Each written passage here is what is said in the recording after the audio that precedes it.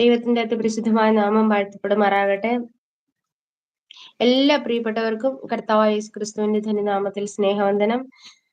ഈ gospel TV UP എന്ന ഈ ചാനലിനോടൊപ്പം വിവിധ സ്ഥലങ്ങളിലായിരുന്നുകൊണ്ട് ദൈവവചനം ശ്രവിക്കുന്ന എല്ലാ പ്രിയപ്പെട്ടവരെയും ഞാൻ ഈ ചാനലിലേക്ക് ഹാർദവമായി സ്വാഗതം ചെയ്യുന്നു. ഇന്ന് നമ്മോടൊപ്പം ആയിരിക്കുന്നത് പാസ്റ്റർ ഷാജി ജോസഫ് ആണ്.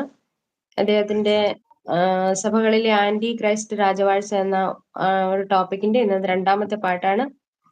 അപ്പോൾ ഇന്നത്തെ ക്ലാസ്സിലേക്ക് പാസ്റ്റർ ഞാൻ ഹാർദവമായി സ്വാഗതം ചെയ്യുന്നു. Thank you very much sister. Thank you. നമുക്കൊരു വാക്ക് പ്രാർത്ഥിക്കാം. ഞങ്ങളുടെ സ്വർഗസ്ഥ പിതാവേ, അങ്ങേക്ക് ഞങ്ങളെ കുറിച്ചുള്ള പദ്ധതി തിരിച്ചറിഞ്ഞാൽ അങ്ങയുടെ പദ്ധതിയിൽ ഞങ്ങൾ നിലകൊള്ളുവാൻ ഞങ്ങൾ ഓരോരുത്തരെ സഹായിക്കണമേ. ഞങ്ങൾ ഓരോരുത്തരും ഈ ഭൂമിയിൽ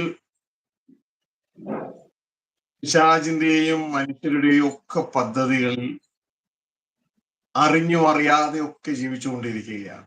അതെല്ലാം വിട്ടിട്ട് അങ്ങേക്ക് ഞങ്ങളെ കുറിച്ചുള്ള പദ്ധതിയിലായിരിക്കാൻ ഞങ്ങളെ സഹായിക്കണമേ. ബാക്കിയെല്ലാം ഇവിടം കൊണ്ട് മരണം കൊണ്ട് അവസാനിക്കുമല്ലോ. ക്രിസ്ത്യാനികളോട് പറഞ്ഞത് ഞങ്ങൾ ഓർക്കുന്നു, എന്ന് വിശ്വസിക്കുന്നവൻ മരിച്ചാലും ജീവിക്കും.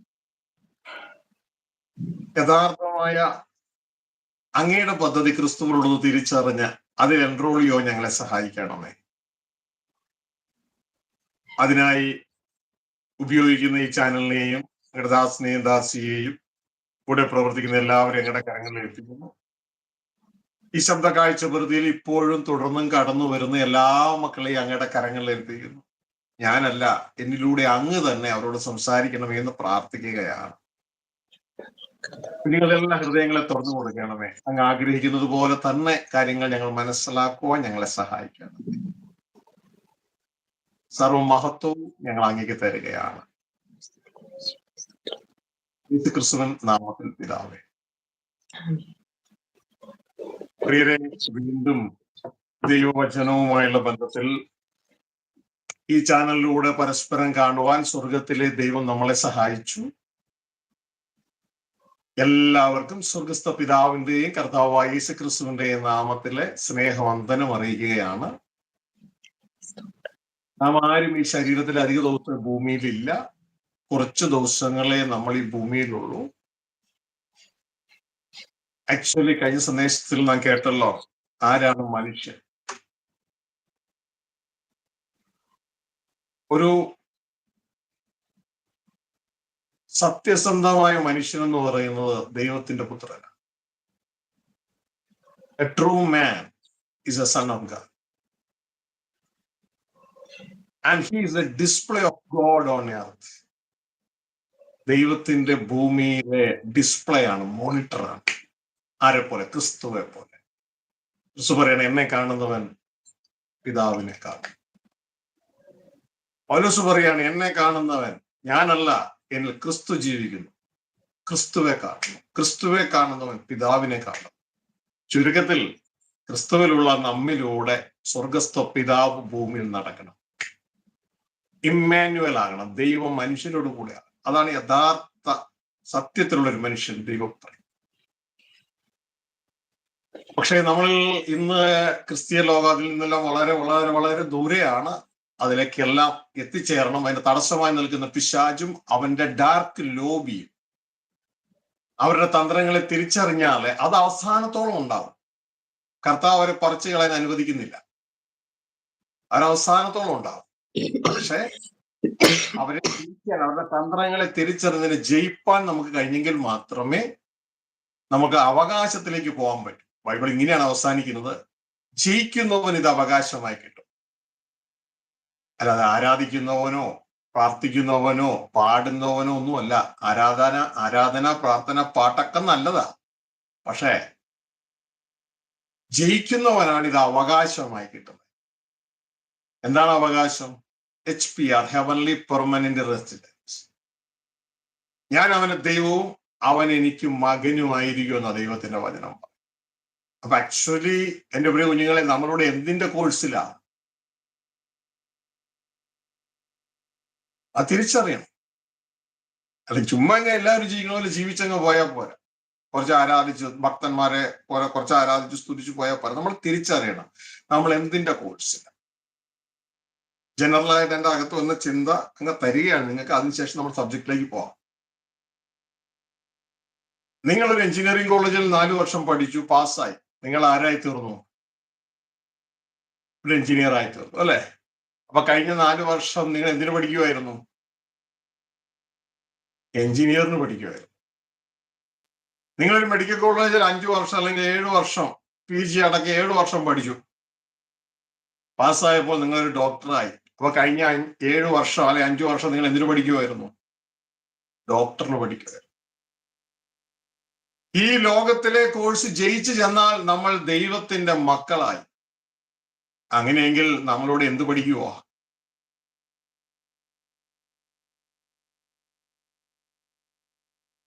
We are doing our sonship of God. ദൈവപുത്രന് പഠിക്കുകയാണ് ഞാൻ നിങ്ങൾ. ഈ ഒരു തിരിച്ചറിവ് നമ്മുടെ ജീവിതത്തിലുണ്ട്. അല്ലാണ്ട് ചുമ്മാ ആ സഭ കളിച്ചു, ഈ ഡിനോമിനേഷൻ കളിച്ചു, അവര് പറഞ്ഞത് ജയിക്കാൻ വേണ്ടി ഞാൻ തർക്കിച്ചു, എൻ്റെ ജീവിതം കളഞ്ഞു, ഇവര് പറഞ്ഞത് ജയിക്കാൻ വേണ്ടി ഞാൻ തർക്കിച്ചു, എൻ്റെ ജീവിതം കളഞ്ഞു. ഇതുകൊണ്ടൊന്നും കാര്യമില്ല എൻ്റെ മക്കളെ. ദൈവത്തിന്റെ വചനം പറയുന്നു, ജയിക്കുന്നവൻ ദൈവത്തിന്റെ മകൻ. അപ്പൊ അതിലേക്ക് നമ്മുടെ ഫോക്കസ് ആയിരിക്കുക. ഞാൻ നിങ്ങളോട് സംസാരിക്കുമ്പോൾ നിങ്ങൾ ഒരിക്കലും ഒരു ഗ്രൂപ്പിലേക്ക് അറ്റാച്ച് ചെയ്യുന്നില്ല, നിങ്ങളെ എന്നിലേക്ക് അറ്റാച്ച് ചെയ്യുന്നില്ല, ആരോട് എൻ്റെ പുറകെ വരാൻ പറയുന്നില്ല, ആരുടെ മുമ്പിൽ കൈനീട്ടി പണം ചോദിക്കുന്നില്ല. പകരം നിങ്ങളുടെ എല്ലാവരോടും പറയുന്നത് ക്രിസ്തുവിന്റെ പിന്നാലെ പോകും. ക്രിസ്തുവിന്റെ പിന്നാലെ പോകും. കള്ളക്രിസ്തുക്കളുടെ അല്ല, സ്വർഗത്തിൽ നിന്ന് ഇറങ്ങി വന്ന് നമ്മളോട് ദൈവരാജ്യം അറിയിച്ച, നമ്മൾക്ക് കാത്തിരിക്കുന്ന ഒരു പിതാവുണ്ടെന്ന് അറിയിച്ച ആ ക്രിസ്തുവിന്റെ പുറകെ പോകും. നമ്മുടെ ജീവിതം ഒരു മാതൃകയായിരിക്കില്ല. ഈ കൈകൊണ്ട് അധ്വാനിച്ച് വേല ചെയ്യുക, എല്ലാവർക്കും മാതൃകയായി നിലകൊള്ളുക. നമ്മളെ കാണുന്ന നമ്മുടെ വാക്കുകളേക്കാൾ ഉപരി നമ്മളുടെ ജീവിതം അവർക്കൊരു സന്ദേശമായി തീരും. അപ്പൊ എന്റെ പ്രിയ കുഞ്ഞുങ്ങളെ, നമ്മുടെ കാര്യത്തിലേക്ക് കടക്കട്ടെ. കഴിഞ്ഞ സന്ദേശം നാം മനസ്സിലാക്കിക്കൊണ്ടിരുന്നത് സഭകളിലെ ആന്റി ക്രൈസ്റ്റ് രാജവാഴ്ച.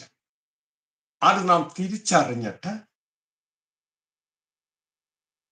ദൈവമക്കൾ ഒരുമിച്ച് ദൈവസ്നേഹത്തിൽ ഒന്നിച്ച് അതിനെ തോൽപ്പിച്ച് നമ്മളുടെ ഡെസ്റ്റിനേഷനിലേക്ക്, നമ്മളുടെ ലക്ഷ്യത്തിലേക്ക് യാത്രയാണ്. നമ്മുടെ ശത്രു മനുഷ്യനല്ല, പിശാചാണ്. പക്ഷെ പിശാച് മനുഷ്യരെ തൻ്റെ പപ്പറ്റുകളായി, കളിപ്പാവുകളായി ഉപയോഗിക്കും. അതുകൊണ്ട് മനുഷ്യരുടെ ചതിയിലും വീണുപോകരുത്. എപ്പോഴും വചനം എടുക്കുമ്പോൾ, കഴിഞ്ഞ സന്ദേശത്തിൽ കേട്ടു, വിശുദ്ധ ബൈബിളിലെ അക്ഷരങ്ങൾ കൊണ്ട് നമ്മൾ തെറ്റിപ്പോകുന്നു. ബൈബിൾ തെറ്റായത് കൊണ്ടല്ല, നമ്മളുടെ മാനുഷിക ലക്ഷ്യങ്ങൾ സ്ഥാപിക്കാൻ, നമ്മളുടെ ഉപദേശങ്ങൾ സ്ഥാപിക്കാൻ വേണ്ടി വചനം എടുക്കുന്നു. അവിടെ തെറ്റിപ്പോകും. പകരം ദൈവം നമുക്ക് വച്ച ലക്ഷ്യത്തിലെത്താൻ വേണ്ടി വേണം, ലക്ഷ്യത്തെ റെഫറൻസ് വെച്ചുകൊണ്ട് വേണം വചനം എടുക്കാൻ.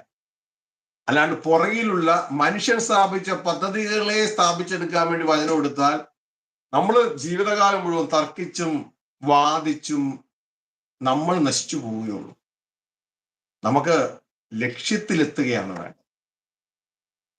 അതൊരു വളരെ ശ്രദ്ധിച്ചോളൂ. ദൈവത്തിന്റെ വചനം പറയുന്നു, ജീവനെ ആഗ്രഹിക്കുകയും ശുഭകാലം കാണുവാൻ ഇച്ഛിക്കുകയും ചെയ്യുന്നവൻ ദോഷം ചെയ്യാതെ തന്റെ നാവിനെയും വ്യാജം പറയാതെ തന്റെ അധരത്തെയും കാത്തുകൊള്ളട്ടെ.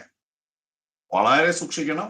നമ്മുടെ നാവ് കൊണ്ട്, നമ്മുടെ വാ കൊണ്ട്, നമ്മളുടെ കമന്റ് എഴുത്തുകൾ കൊണ്ട്, ഇതൊന്നുകൊണ്ടൊന്നും ഒരാളെ നമ്മൾ കൊന്നുകളയരുത്. പകരം തളർന്നു കിടക്കുന്നവനെ വാക്കുകൾ കൊണ്ട് താങ്ങേണ്ടതിന് ദൈവം നമുക്ക് ശിഷ്യന്മാരുടെ അധരങ്ങളാണ്, നാവുകളാണ് തന്നിരിക്കുന്നത്. അത് ഉപയോഗിക്കണം. അപ്പോ ഈ സഭകളിലെ ആന്റിക്രൈസ്റ്റ് രാജവാഴ്ച അത് പല ഭാഗങ്ങളായിട്ടുണ്ട്. കഴിഞ്ഞ പ്രാവശ്യം നമ്മളൊരു ഇൻട്രൊഡക്ഷൻ ആണ് അതിനെ കുറിച്ച് ചിന്തിച്ചത്. അപ്പോൾ പിശാചാണ് ആന്റിക്രൈസ്റ്റിനെ നിർത്തിയിരിക്കുന്നത്. പിശാചിന്റെ വെളിപ്പെടലാണ് ആന്റിക്രൈസ്റ്റിലൂടെ നടക്കുന്നത്. ക്രിസ്തുവിലൂടെ നടന്നത് ദൈവത്തിന്റെ വെളിപ്പെടലാണ്, സ്വർഗസ്ഥ പിതാവിന്റെ വെളിപ്പെടൽ. അതുപോലെ തന്നെ ആന്റിക്രൈസ്റ്റിലൂടെ നടക്കുന്നത് പിശാചിന്റെ വെളിപ്പെടലാണ്. ഇത് മനസ്സിലാക്കിക്കോളാം.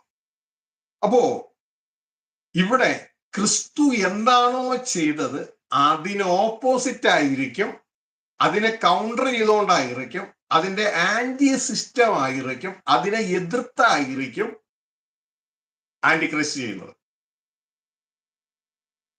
എല്ലാം ആന്റിക്രൈസ്റ്റ് ചെയ്യുന്നതിന്റെ ഉദ്ദേശം നമ്മൾ ദൈവം ക്രിസ്തുവിൽ നമുക്ക് വച്ചിരിക്കുന്ന ലക്ഷ്യത്തിൽ നമ്മൾ എത്തിച്ചേരരുത്. ഇതുകൊണ്ടാണ് എപ്പോഴും പറയുന്നത്, നിങ്ങൾ ബൈബിളിലെ വചനം എടുക്കുമ്പോൾ ലക്ഷ്യം നോക്കി വേണം വചനം എടുക്കാൻ.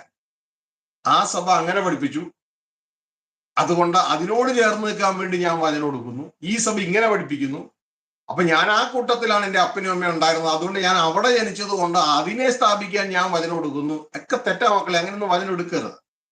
ദൈവം നമുക്ക് വേണ്ടി വെച്ച ലക്ഷ്യം നോക്കണം. ആ ലക്ഷ്യം, ആ ഫലം നോക്കണം. ഫലം നോക്കി വിഷയത്തെ തിരിച്ചറിയണം. ആ ലക്ഷ്യത്തിൽ എത്തുവാൻ വേണ്ടി വേണം ഈ വചനം എടുക്കാൻ. കാരണം അതിനു വേണ്ടിയാണ് ഈ വചനം തന്നിരിക്കുന്നത്. ദൈവത്തിന്റെ വചനം പറയുന്നില്ലേ, രക്ഷയ്ക്ക് ജ്ഞാനിയാകുവാൻ ചെറുപ്പം മുതലേ നീ അഭ്യസിച്ച വചനങ്ങൾ.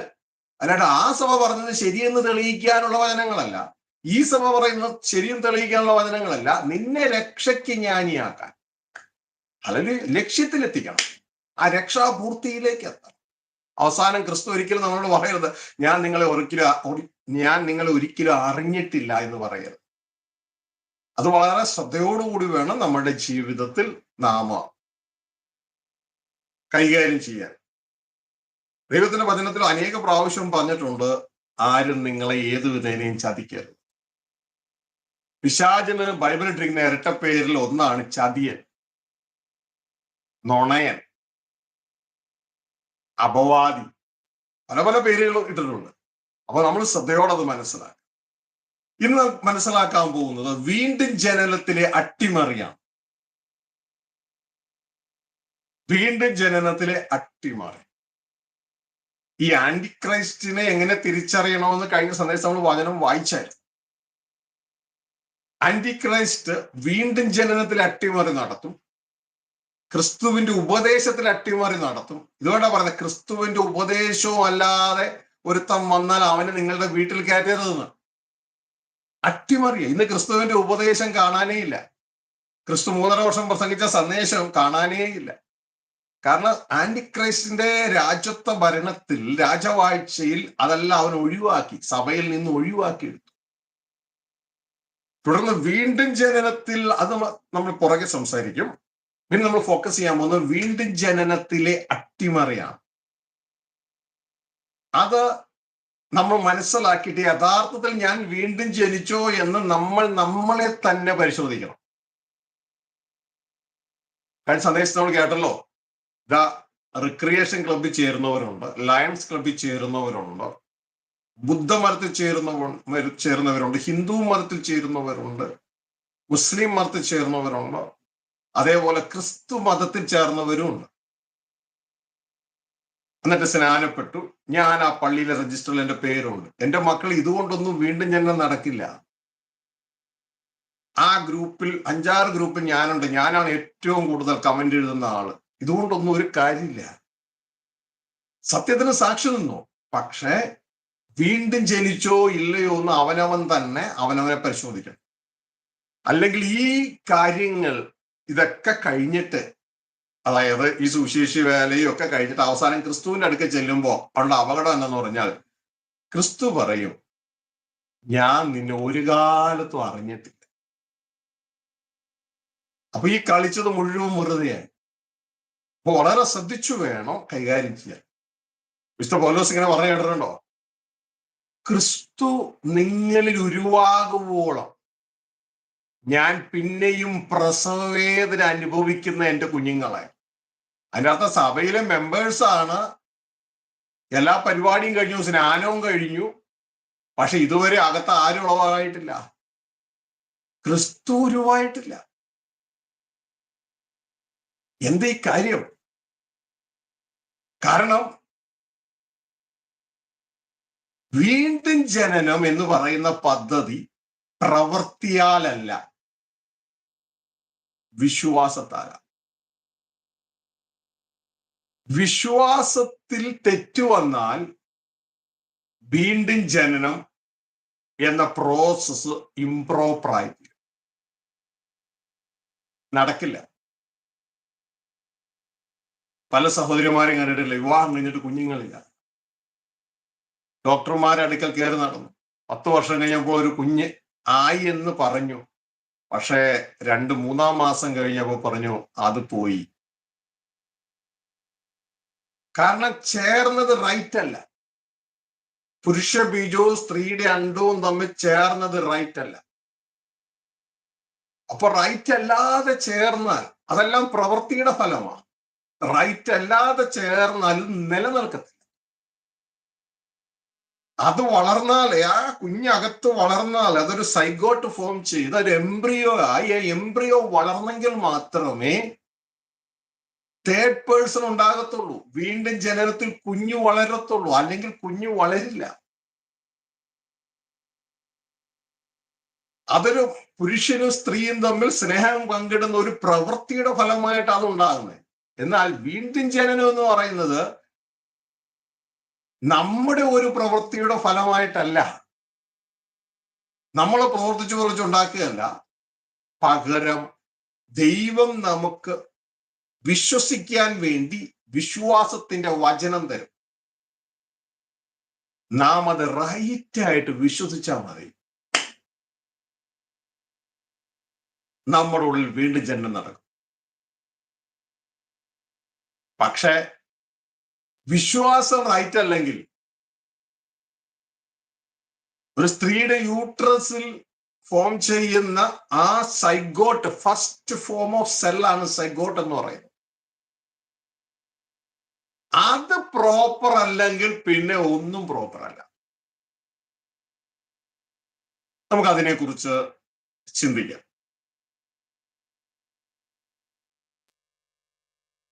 വിശുദ്ധ ബൈബിളിലേക്ക് നമ്മൾ തിരിയുമ്പോൾ എല്ലാത്തിനും തിരുവചനമാണല്ലോ ആധാരം. ലോർഡ്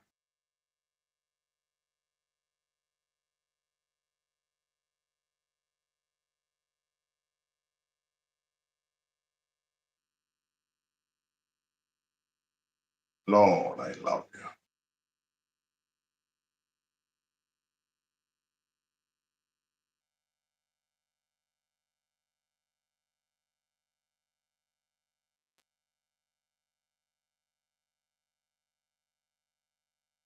രണ്ട് യോഹന്നാൻ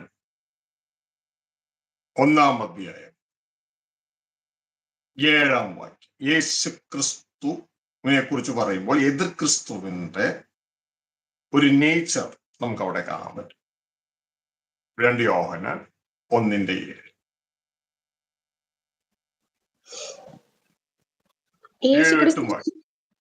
യേശുക്രിസ്തുവിനെ ജഡത്തിൽ വന്നവൻ എന്ന് സ്വീകരിക്കാത്ത വഞ്ചകന്മാർ പലരും ലോകത്തിലേക്ക് പുറപ്പെട്ടിരിക്കുന്നുവല്ലോ. വഞ്ചകനും എതിർ ക്രിസ്തുവും ഇങ്ങനെയുള്ളവനാകുന്നു. ഞങ്ങളുടെ പ്രയത്നഫലം കളയാതെ പൂർണ്ണ പ്രതിഫലം പ്രാപിക്കേണ്ടതിന് സൂക്ഷിച്ചുകൊള്ളുവിൻ. ശ്രദ്ധിക്കുക പ്രിയ കുഞ്ഞുങ്ങളെ, ഇവിടെ പറയാണ്, ഒരു ദൈവദാസൻ പറയാണ്, ഞങ്ങളുടെ പ്രയത്ന ഫലം കളയാതെ. ഞങ്ങൾ പ്രവർത്തിച്ചതിന്റെ ഗുണം ഞങ്ങൾക്ക് ഇല്ലാതെയായി പോകും. കളയാതെ പൂർണ്ണ പ്രതിഫലം പ്രാപിക്കേണ്ടതിന് സൂക്ഷിച്ചുകൊള്ളുവിൻ. എന്താണ്? യേശുക്രിസ്തുവിനെ ജഡത്തിൽ വന്നവനെന്ന് സ്വീകരിക്കാത്ത വഞ്ചകന്മാർ പലരും ലോകത്തിലേക്ക് പുറപ്പെട്ടിരിക്കുന്നുവല്ലോ. വഞ്ചകനും എതിർ ക്രിസ്തുവും ഇങ്ങനെയുള്ളവൻ ആകും. അപ്പൊ എതിർ ക്രിസ്തുക്കളെ കണ്ടുപിടിക്കാൻ ഈ വചനത്തിലൂടെ വളരെ എളുപ്പമാണ്. വഞ്ചകനും എതിർ ക്രിസ്തുവും ഇങ്ങനെയുള്ളവനാകുന്നു. അതായത് എതിർ ക്രിസ്തുവിന്റെ സ്പിരിറ്റ് വർക്ക് ചെയ്യുന്ന വ്യക്തികളിൽ അവരൊരിക്കലും ഈ യേശുവാണ് ജഡത്തിൽ വന്നിരിക്കുന്ന ക്രിസ്തു എന്നവർ വിശ്വസിക്കത്തില്ല. എന്റെ കയ്യിൽ നിന്നൊന്നും ഞാൻ ഇടുന്നില്ല, വിശുദ്ധ ബൈബിളിലെ വചനമായി പറയുന്നത്. കാരണം ഇതെന്താണ് സംഭവിക്കുന്നത് എന്ന് പറഞ്ഞാൽ, വീണ്ടും ജനനത്തിലെ അട്ടിമറി നടക്കുകയാണ് ഇവിടെ. കാരണം ഇവരുടെ ഉള്ളിൽ, ഇങ്ങനെയുള്ളവരുടെ ഉള്ളിൽ കറക്റ്റായിട്ട് വിശ്വസിച്ചില്ലെങ്കിൽ ഇവരുടെ ഉള്ളിൽ ക്രിസ്തു ഫോമാകത്തില്ല. ഒരു അണ്ടവും ബീജവും തമ്മിൽ ചേരുന്നത് പോലെയുള്ള ഒരു ചേരൽ നടക്കത്തില്ല.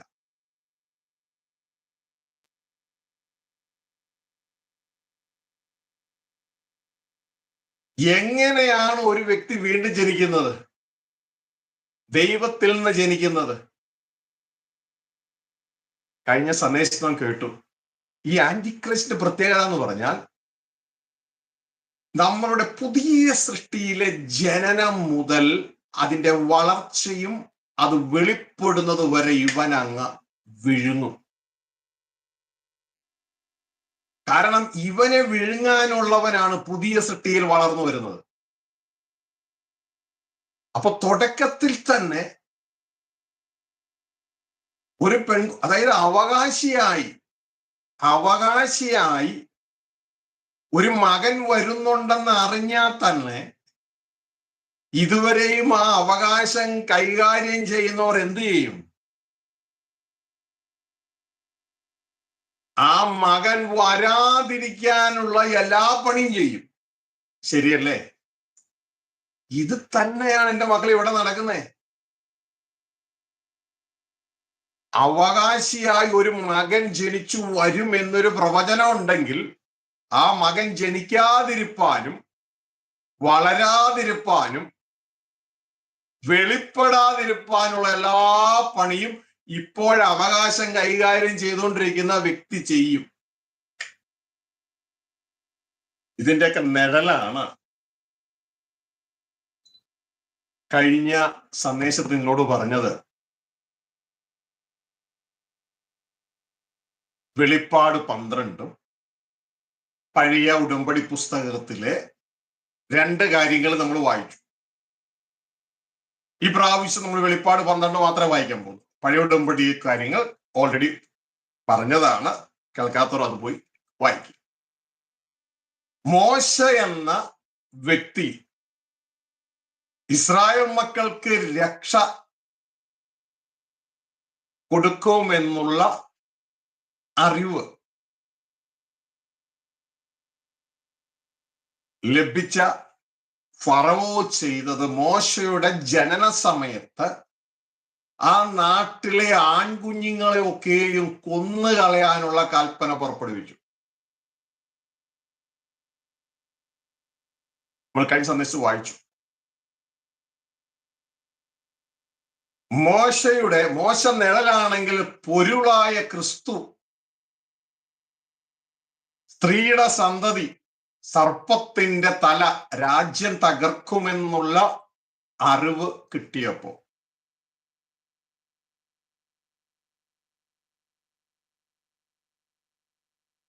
ഹെരോദാവ്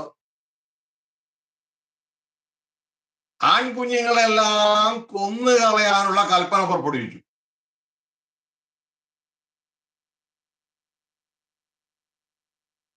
ഇതേപോലെ തന്നെയാണ് ക്രിസ്തുവിലുള്ള നമ്മുടെ വീണ്ടും ജനനവും. ഈ വീണ്ടും ജനനം സംഭവത്തിന്റെ തുടക്കം മുതൽ ദൈവപുത്രന്മാർ വെളിപ്പെടുന്നതുവരെ നമ്മളെ കൊന്നുകളയാൻ, നമ്മൾ രൂപപ്പെടാതിരിപ്പാൻ, വളർച്ചയിൽ കൊന്നുകളയാൻ, വെളിപ്പെടാതിരിപ്പാൻ ഫറവോയല്ല, ഹെരോദാവല്ല, സാക്ഷാൽ പിശാച് തന്നെ അവന്റെ സിസ്റ്റത്തെ വച്ചിരിക്കുകയാണ്.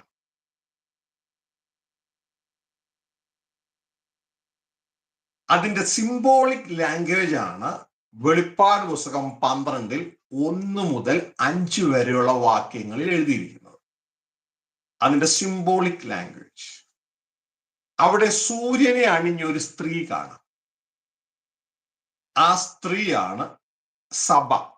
ചിലര് യഹൂദന്മാരെന്ന് പറയുന്നു, ചിലര് സഭ എന്ന് പറയുന്നു, ജാതികൾ എന്ന് പറയുന്നു, ഒക്കെ പലരും പല രീതിയിൽ അതിനെ വ്യാഖ്യാനിക്കുന്നുണ്ട്. എന്നാൽ ആ സ്ത്രീയിൽ യഹൂദന്മാരും ഉണ്ട്, യവനന്മാരും ഉണ്ട്. അത് വിളിക്കപ്പെട്ടവരുടെ കൂട്ടമാണ് ആ സ്ത്രീ. സഭയെയാണ് ആ സ്ത്രീ റെപ്രസെന്റ് ചെയ്യുന്നത്. സഭയെ ഒരു സ്ത്രീയോടാണ് പുതിയ ഉടമ്പടിയിൽ ഉപമിച്ചിരിക്കുന്നത്. ആ സ്ത്രീയുടെ ഉള്ളിൽ ഒരു പെൺകുഞ്ഞല്ല, ഒരു ആൺകുട്ടി വളരുന്നുണ്ട്. ആ ആൺകുട്ടിയാണ് സർവ്വലോകത്തെയും ഇരുമ്പുകോൽ കൊണ്ട് വാഴാനുള്ള കുട്ടി. ഇന്ന് പിശാച് അലങ്കരിക്കുന്ന പദ്ധതി പിശാചിൽ നിന്ന് അവനെ തോൽപ്പിച്ച് തിരിച്ചു പിടിക്കേണ്ട കുട്ടിയാണത്. അങ്ങനെയെങ്കിൽ ഫറവോ മോശയുടെ ജനനത്തിന് മുമ്പും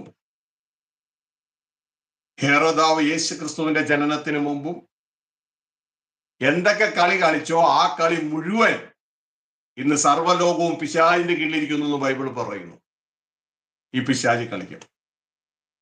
അതുകൊണ്ടാണ് എഴുതിയിരിക്കുന്നത്, ഈ ജനിക്കുന്ന കുട്ടിയെ തിന്നുകളവാൻ പിശാച് സ്ത്രീയുടെ മുമ്പാകെ നിന്നു. അപ്പൊ വളരെ ശ്രദ്ധിക്കണം. ഇവിടെ നാം തുടർന്ന് നാം പറയാൻ പോകുന്നത് വീണ്ടും ജനനത്തിലെ അട്ടിമറിയാണ്. ആ സ്ത്രീയുടെ ഉള്ളിൽ ഈ കുഞ്ഞ് ജനിക്കാതിരുന്നാൽ സംഭവം തീർന്നില്ലേ? ക്രിസ്തു നമ്മളിൽ ഉരുവാകാതിരുന്നാൽ സംഭവം തീർന്നില്ലേ? അപ്പോ ആന്റിക്രൈസ്റ്റിന്റെ ഒരു ലക്ഷണം എന്ന് പറയുന്നത് വീണ്ടും ജനനത്തെ അട്ടിമറിക്കുക, സുവിശേഷത്തെ അട്ടിമറിക്കുക. ഇതാണ് വിശുദ്ധ പൗലോസ് പറയുന്നത്, ഞങ്ങൾ പറഞ്ഞതിന് വിപരീതമായ ഒരു ദൂതൻ തന്നെ വന്ന് സുവിശേഷം അറിയിച്ചാൽ അവൻ ശപിക്കപ്പെട്ടവൻ. സുവിശേഷം അട്ടിമറിക്കപ്പെടുന്നു. അത് വേറൊരു സുവിശേഷം എന്നല്ല. ചിലർ നിങ്ങളെ കലക്കി ഞങ്ങൾ പ്രസംഗിച്ച സുവിശേഷത്തെ അട്ടിമറിക്കുക, മറിച്ചു കളയുക. ഇത് ജനം തിരിച്ചറിയുന്നില്ല. അപ്പൊ ഈ ലക്ഷ്യം നോക്കി നമ്മൾ ഒരിക്കലും ആ സ്ത്രീയുടെ ഉദരത്തിൽ നിന്ന് നമ്മൾ ഒരു ആൺകുട്ടിയായി പുറപ്പെടരുത്. ആ കുട്ടി തല യേശുവും തുടർന്ന് യേശുവിനുള്ള ദൈവമക്കളുമാണ് ശരീരം. വിളിക്കപ്പെട്ടവരുടെ കൂട്ടവുമാണ് സ്ത്രീയെങ്കിൽ അതിൻ്റെ ഉള്ളിലുള്ള ആൺകുട്ടി ആ വിളിക്കപ്പെട്ടവരുടെ കൂട്ടത്തിൽ നിന്ന് യേശു ക്രിസ്തുവിനെ അനുസരിച്ചും അനുഗമിച്ച് ജയം പ്രാപിക്കുന്ന ദൈവപുത്രന്മാരാണ് ആ കുട്ടിയുടെ ശരീരം. അപ്പൊ ഇതുമായി ബന്ധപ്പെട്ട് നമുക്ക് ആ ഭാഗം ഒന്ന് വായിക്കാം. വെളിപ്പാട് പുസ്തകം 12-ാം അതിന്റെ 1 മുതൽ 5 വരെ ശബ്ദം ഉയർത്തി വായിക്കാം. സ്വർഗത്തിൽ വലിയൊരു അടയാളം കാണായി. സൂര്യനെ അണിഞ്ഞ ഒരു സ്ത്രീ, അവളുടെ കാൽ കീഴ് ചന്ദ്രനും അവളുടെ തലയിൽ 12 നക്ഷത്രം കൊണ്ടുള്ള കിരീടവും ഉണ്ടായിരുന്നു. അവൾ ഗർഭിണിയായി നോവ് കിട്ടി വേദനപ്പെട്ട് നിലവിളിച്ചു. സ്വർഗത്തിൽ മറ്റൊരടയാളം കാണായി. 7 തലയും 10 കൊമ്പും തലയിൽ 7 രാജമുടിയുമായി തീ നിറമുള്ള ഒരു മഹാസർപ്പം. അതിന്റെ വാൽ ആകാശത്തിലെ നക്ഷത്രങ്ങളിൽ 1/3 വലിച്ചു കൂട്ടി ഭൂമിയിലേക്ക് എറിഞ്ഞു കളഞ്ഞു. പ്രസവിപ്പാറായ സ്ത്രീ പ്രസവിച്ച ഉടനെ കുട്ടിയെ തിന്നുകളവാൻ മഹാസർപ്പം അവളുടെ മുമ്പിൽ നിന്നു. അവൾ സകല ജാതികളെയും ഇരുമ്പുകോൽ കൊണ്ട് മേയിപ്പാനുള്ള ഒരു ആൺകുട്ടിയെ പ്രസവിച്ചു. കുട്ടി ദൈവത്തിന്റെ അടുക്കലേക്കും അവന്റെ സിംഹാസനത്തിങ്കിലേക്കും പെട്ടെന്ന് എടുക്കപ്പെട്ടു. അപ്പോ ശ്രദ്ധിച്ചേ,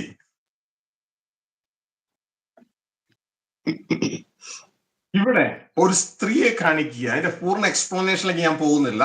ആ സ്ത്രീയെ കാണിക്കുകയാണ്. ആ സ്ത്രീയാണ് സഭ. ആ സഭയുടെ ഉള്ളില് ഒരു ആൺകുട്ടിയുണ്ട്. ആൺകുട്ടിയുടെ ഉദ്ദേശം എന്താ?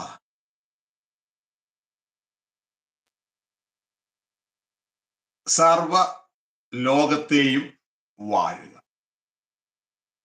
ഞാൻ നിങ്ങളോട് ചോദിച്ചോട്ടെ സഹോദരങ്ങളെ, എന്നെയും നിങ്ങളെയും സൃഷ്ടിച്ചതിന്റെ ഉദ്ദേശം എന്താ?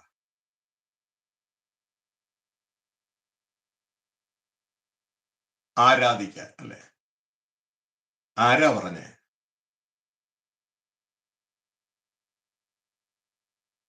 എല്ലാ സൃഷ്ടികളും ദൈവത്തെ ആരാധിക്കണം, നമ്മളും ആരാധിക്കണം. എന്നാൽ ബൈബിൾ സ്പെസിഫിക്കലി നമ്മളെ ഉണ്ടാക്കുന്നതിന് മുമ്പ് 31:26 ദൈവം പറയുകയാണ് തന്റെ പുത്രനോട്, നമുക്ക് നമ്മുടെ സാദൃശ്യത്തിൽ സ്വരൂപത്തിൽ മനുഷ്യരെ ഉണ്ടാക്കാം, അവർ ഭൂമിയെ വാഴട്ടെ. അവര് വേണം ഭൂമിയെ വാഴാൻ. പക്ഷെ ഇന്ന് വരെ ആ പരിപാടി നടന്നിട്ടില്ല. അവരെ ഇന്ന് മരണം വാഴുകയാണ് മനുഷ്യരെ. കുറച്ചു ദിവസത്തിനുള്ളിൽ ജീവിക്കുന്ന നമ്മളെല്ലാം ഇതാ കരിയില അടിച്ചു വാരി കളയുന്നത് പോലെ, രാവിലെ അമ്മച്ചി വീടിന് മുമ്പ് ഇന്ന് കരിയില അടിച്ചു വാരി കളയുന്ന പോലെ മരണം എന്ന ചൂല് കൊണ്ട് നമ്മളെല്ലാം ഇവിടുന്ന് അടിച്ചു വാരി മണ്ണിന്റെ അടിയിലാക്കും. നമ്മുടെ ശരീരമെല്ലാം മണ്ണിന്റെ അടിയിൽ പോകും. നമുക്കിവിടെ വാഴാൻ പറ്റത്തില്ല, കാരണം നമ്മൾ തോറ്റു കിടക്കാം. പക്ഷെ ഇവിടെ പറയുന്നു, ഈ സ്ത്രീയുടെ ഉള്ളിലുള്ള കുട്ടി സർവ്വലോകത്തെയും വാഴും.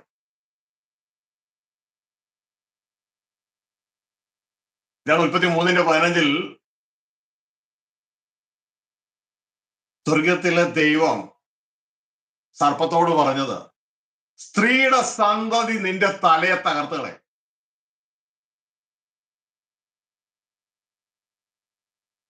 ആ സ്ത്രീയാണ് ഈ സ്ത്രീ. Spiritual woman. ഫിസിക്കൽ വുമൺ ഉണ്ട്, അതായത് മറിയം. ഇത് spiritual woman, soul spirit woman.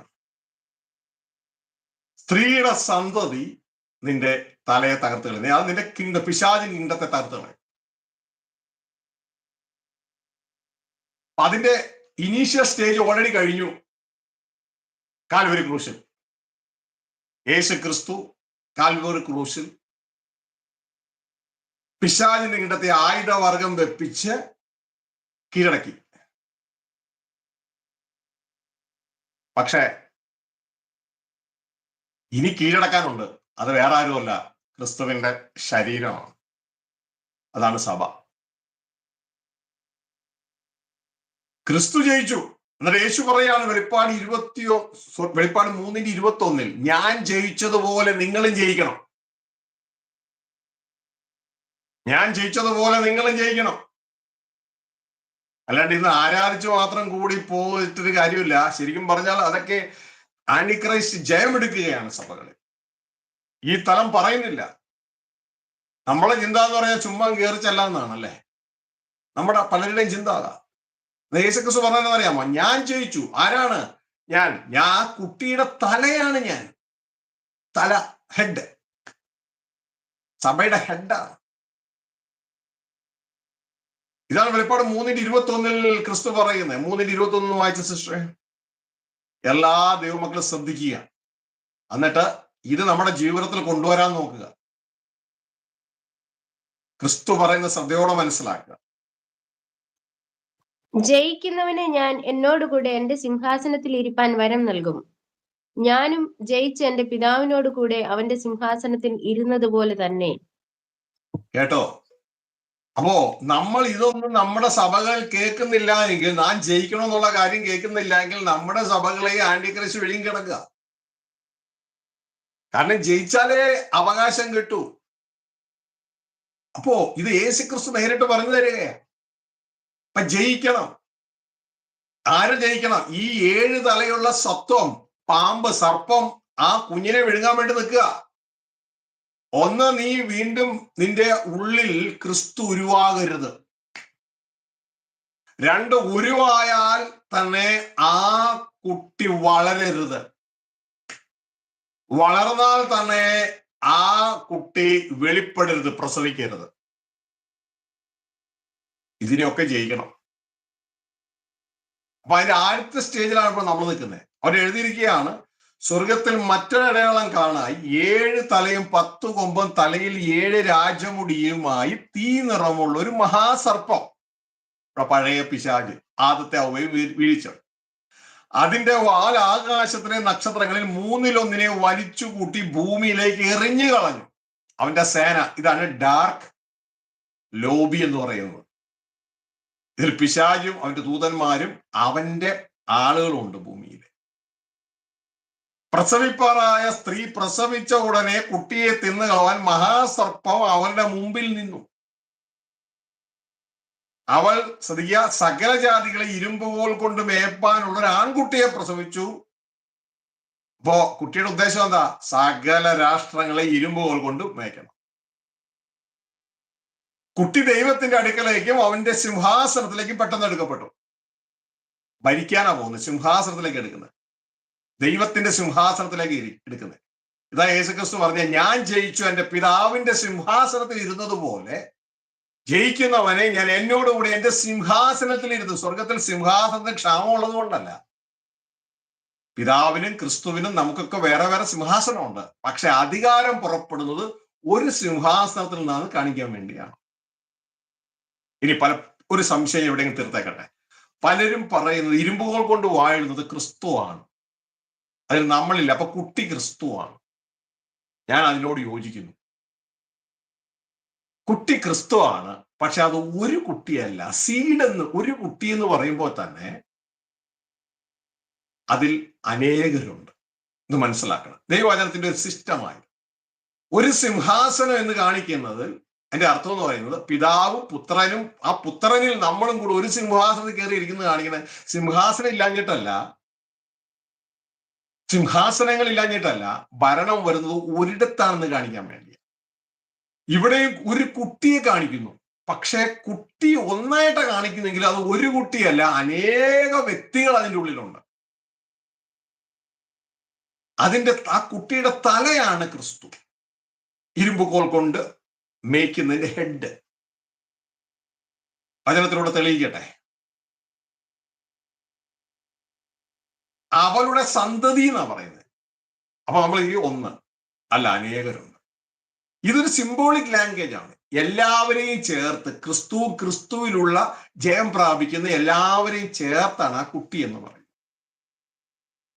തെളിയിക്കണമെങ്കിൽ ഇതിന്റെ അവസാന ഭാഗത്തേക്ക് വരുമ്പോ, ആ ചാപ്റ്ററില് വെളിപ്പാട് 12:17 വരുമ്പോ, മഹാസർപ്പം സ്ത്രീയോട് കോപിച്ച് അവളുടെ സന്തതിയിൽ ശേഷിപ്പുള്ളവർ യുദ്ധം ചെയ്യാൻ പുറപ്പെട്ടു എന്ന് കാണാം. അതിന്റെ ഗ്രാമറ്റിക്കൽ കൺസ്ട്രക്ഷൻ നിങ്ങൾ നോക്കിയാൽ നിങ്ങൾക്ക് അറിയാം. അത് ഒരു കുട്ടി എന്ന് പറഞ്ഞെങ്കിലും അത് ഒരു കുട്ടിയല്ല, അനേകരുണ്ട്. വായിച്ചേ 12:17. മഹാസർപ്പം സ്ത്രീയോട് കോപിച്ചു, ദൈവകൽപ്പന പ്രമാണിക്കുന്നവരും യേശുവിന്റെ സാക്ഷ്യമുള്ളവരുമായി അവളുടെ സന്തതിയിൽ ശേഷിപ്പുള്ളവരോട് യുദ്ധം ചെയ്യുവാൻ പുറപ്പെട്ടു. ഇത് ചെയ്യട്ടെ. അവളുടെ സന്തതി, ഏകവചനം. സന്തതിയിൽ ശേഷിപ്പുള്ളവർ, ബഹുവചനം. ഇവിടുത്തെ കിട്ടിയോ? അപ്പോ സന്തതി എന്ന് പറയുന്നത് ഏകവചനമാണ് പറയുന്നതെങ്കിലും അതിൽ ധാരാളം വ്യക്തിത്വങ്ങളുണ്ട്. അതൊരു സിംബോളിക് കൺസ്ട്രക്ഷനാണ്. ആ വിളിക്കപ്പെട്ടവരിൽ നിന്ന് തെരഞ്ഞെടുക്കപ്പെട്ടവരുടെ കൂട്ടത്തിന്റെ തലയാണ് ക്രിസ്തു. ക്രിസ്തു ഓൾറെഡി പോയി കഴിഞ്ഞു. ആദ്യ ഫലം ക്രിസ്തു പോയില്ലേ? ഓൾറെഡി മരണത്തിൽ നിന്ന് ജയം പ്രാപിച്ചു പോയില്ലേ? ഇനി നമ്മൾ അവന്റെ വരവിങ്കൽ ക്രിസ്തുവിലുള്ളവർ ജയം പ്രാപിച്ചു. അതാണ് അവരുടെ സന്തതിയിൽ ശേഷിപ്പുള്ളവർ. ഇനി മറ്റൊരു കാര്യം കൂടി നമുക്കിത് പ്രൂവ് ചെയ്യാം. ഇവിടെ പറയുന്നു, അവൻ ഇരുമ്പുകോൽ കൊണ്ട് വാഴും. യേശു ആണോ ഇരുമ്പുകോൽ കൊണ്ട് വാഴുന്നേ? നമ്മളല്ല. ആരാ പറഞ്ഞേ? യേശുവും വാഴും, യേശുവോട് ചേർന്ന് നമ്മൾ ഇരുമ്പുകോൽ കൊണ്ട് വാഴും. തെളിയിക്കട്ടെ. സഭയോട് പറയാണ് വെളിപ്പാട് പുസ്തകം 2-ാം അധ്യായത്തിൽ. വെളിപ്പാട് പുസ്തകം 2-ാം അധ്യായത്തിലേക്ക് വരുമ്പോ അവിടെ തുയഥൈരയിലെ സഭയോട് പറയുന്ന ആ വാക്കുകൾ നമുക്ക് ശ്രദ്ധിക്കാം. അതിന്റെ 26, 27 വാക്യം വായിച്ചു.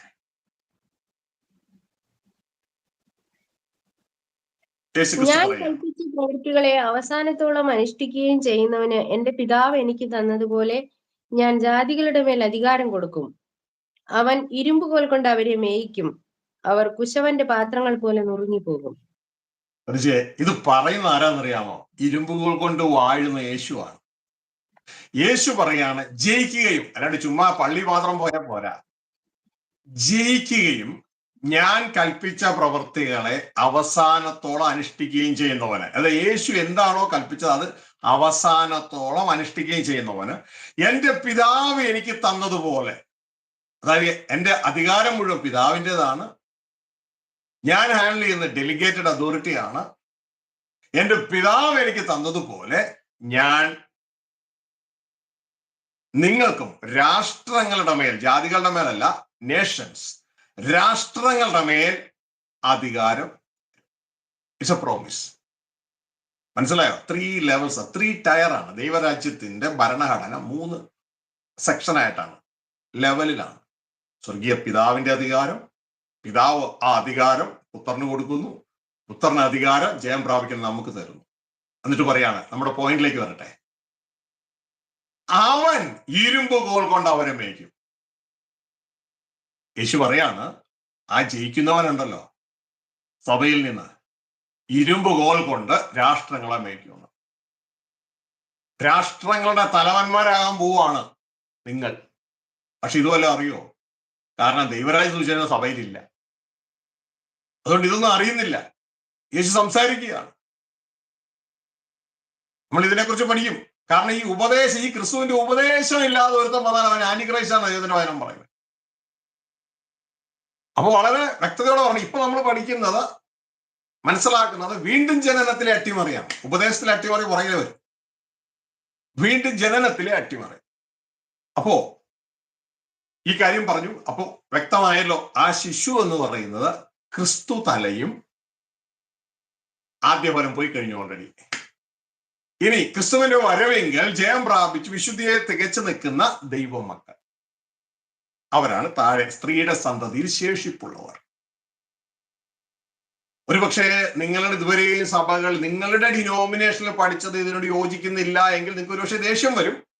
പക്ഷെ ബൈബിളിലുള്ളതുമായിട്ട് തുലനം ചെയ്യാൻ താല്പര്യമുള്ള ബുദ്ധിമാന്മാർക്ക് ഇത് മനസ്സുപുതുക്കി രൂപാന്തരപ്പെടാനുള്ള ഒരു അവസരമാണ്. കാരണം ഞാൻ ഒരു സഭയും കുറ്റം പറയാൻ പോകുന്നില്ല, അത്രല്ല ആരെയും കുറ്റം പറയാൻ പോകുന്നില്ല. ഇതാണ് ബൈബിളിലെ സത്യം. ഇതിന് വിപരീതമായി പ്രവർത്തിക്കുന്നതൊന്നും നിങ്ങളെ ലക്ഷ്യത്തിലെത്തിക്കത്തില്ല എന്നുള്ള ആ തലം തിരിച്ചറിയാം. ഇനി വീണ്ടും ജനനത്തിലെ അട്ടിമറിയിലേക്ക് കയറുക. നിങ്ങൾക്ക് മനസ്സിലായല്ലോ, സാത്താൻ 7 തലയുള്ള ആ സർപ്പം കുഞ്ഞിനെ വിഴുങ്ങാൻ നിൽക്കുക. കാരണം ഈ കുഞ്ഞു വേണം പിശാച് വാഴുന്ന സർവ്വലോകവും പിശാചിന്റെ കീഴിലാണ്. അതിനെ അവനെ കീഴടക്കി ആ സ്ഥാനം യേശുക്രിസ്തുവിന്റെ കീഴിലുള്ള ജയം പ്രാപിക്കുന്ന ദൈവ മക്കളും അത് ഏറ്റെടുക്കും. അപ്പൊ ഇവനത് ഒട്ടും സമ്മതിക്കത്തില്ല. അപ്പൊ ആദ്യം ചെയ്യുന്ന ഒരു കാര്യം എന്ന് പറയുന്നത്, ഈ സുവിശേഷ സന്ദേശം നമ്മളിൽ എത്താതിരിക്കാനായിട്ട് ശ്രമിക്കും. വീണ്ടും ജനനം നമ്മളിൽ നടക്കാതിരിക്കാനായിട്ട് നോക്കും. വീണ്ടും ജനനം എങ്ങനെയാ നടക്കുന്നേ? ദൈവത്തിന്റെ വചനം പറയുന്നു, ഈ യേശുവിനെ ക്രിസ്തു അല്ല എന്ന് പറയുന്നവനാണ് ആന്റിക്രൈസ്റ്റ്. അവനാണ് വഞ്ചകൻ. നിങ്ങൾക്കറിയാമോ, യേശുവിനെ ക്രിസ്തു എന്ന് വിശ്വസിക്കുമ്പോഴാണ് ഒരു വീണ്ടും ജനിക്കുന്നത്. വിശ്വാസം മാറിയാൽ വീണ്ടും ജനനം തെറ്റായിപ്പോകും. യേശുവിനെ ക്രിസ്തു എന്ന് വിശ്വസിക്കുമ്പോഴാണ് വീണ്ടും ജനിക്കണേ. 1 യോഹന്നാൻ 5-ാം അധ്യായം. എങ്ങനെയാണ് ദൈവത്തിൽ നിന്ന് ജനിക്കുന്നത്? ദൈവമക്കൾ ശ്രദ്ധയോടെ കേൾക്കുക, മനസ്സിലാക്കുക. എന്തുകൊണ്ടാണ് യേശുവിനെ ക്രിസ്തു എന്ന് പറയാത്തവനെ ആന്റിക്രൈസ്റ്റ് എന്നും വഞ്ചകനെന്നും ബൈബിൾ വിളിക്കുന്നത്?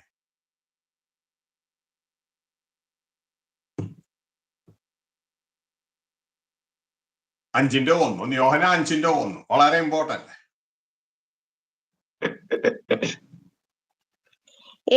യേശുവിനെ ക്രിസ്തു എന്ന് വിശ്വസിക്കുന്നവനെല്ലാം ദൈവത്തിൽ നിന്ന് ജനിച്ചിരിക്കുന്നു. ഹല്ലേലൂയ. ശ്രദ്ധിച്ചു കേൾക്കുക. അനേകര് വീണ്ടും ജനത്തിൽ തെറ്റിപ്പോയ സ്ഥലം ഇതാ. അവര് ചുമ്മാ ഒരു ക്രിസ്തീയ ഗ്രൂപ്പിൽ ചേർന്നിട്ടേ ഉള്ളൂ. വീണ്ടും ജനനം നല്ലൊന്നിന്റെ ഉള്ളിൽ നടന്നിട്ടില്ല. യേശുവിനെ ക്രിസ്തു എന്ന് വിശ്വസിക്കുന്നവൻ എല്ലാം ദൈവത്തിൽ നിന്ന് ജനിച്ചിരിക്കുന്നു. എന്റെ കയ്യിൽ നിന്ന് ഞാൻ ഒന്നും ഇട്ടിട്ടില്ല. ഈ വചനപ്രകാരം മോനെ മോളെ നീ വീണ്ടും ജനിച്ചിട്ടുണ്ടോ? ഒന്ന് അവനവനെ തന്നെ പരിശോധിക്കുക. മറ്റേ വേട് നമ്മൾ ആദ്യം വായിച്ചത് പറഞ്ഞു, യേശുവിനെ ക്രിസ്തു എന്നല്ലാതെ വിശ്വസിക്കുന്നവൻ വഞ്ചകനാണ്, ആന്റിക്രൈസ്റ്റ് ആണ്, ആന്റിക്രൈസ്റ്റിന്റെ ആത്മാവുള്ളവനാണ്. ഇവിടെ പറയുന്നു വീണ്ടും ദൈവത്തിൽ നിന്ന് ജനിക്കണമെങ്കിൽ യേശുവിനെ ക്രിസ്തു എന്ന് വിശ്വസിക്കണം. അങ്ങനെ വിശ്വസിച്ചിട്ടുള്ളവർക്കായി സ്തോത്രം. എന്നാൽ തുടക്കം മുതൽ പിശാച് ശ്രദ്ധിക്കുന്ന ഒരു കാര്യം, യഹൂദന്മാരുടെ ഇടയിൽ നല്ലൊരു പങ്കിലും അവർ യേശുവിനെ ക്രിസ്തു എന്ന് വിശ്വസിക്കുന്നില്ല. അവര് വിശ്വസിക്കുന്നത് യേശു ഒരു മനുഷ്യനാണ്, തച്ചന്റെ മകൻ മാത്രമാണ്.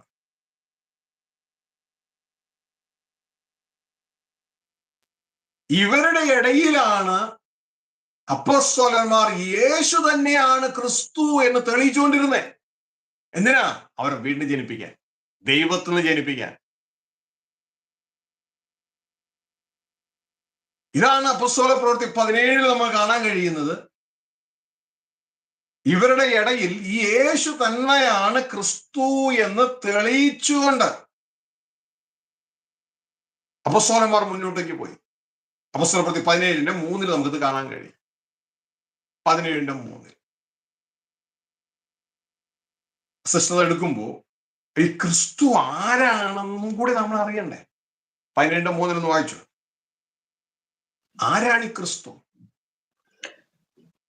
ക്രിസ്തു കഷ്ടം അനുഭവിക്കുകയും മരിച്ചവരിൽ നിന്ന് ഉയർത്തെഴുന്നേൽക്കുകയും ചെയ്യേണ്ടതെന്നും ഞാൻ നിങ്ങളോട് അറിയിക്കുന്ന ഈ യേശു തന്നെ ക്രിസ്തു എന്നും തെളിയിച്ച് വിവരിച്ചുകൊണ്ടിരുന്നു. കണ്ടോ? ഒരാളെ വീണ്ടും ജനിപ്പിക്കാൻ വേണ്ടി അപ്പോസ്തലന്മാർ പാടുപെടുന്നതുണ്ടോ? അവരെന്തിനായി പാടുപെടുന്നേ? ഒരുത്തനെ വീണ്ടും ജനിപ്പിക്കുന്നത് എങ്ങനെയാ? ഈ യേശു തന്നെയാണ് ക്രിസ്തു എന്ന് വിശ്വസിക്കുമ്പോഴാണ് ഒരുവൻ വീണ്ടും ജനിക്കുന്നത് എന്ന് വിശുദ്ധ ബൈബിൾ പറയുന്നു.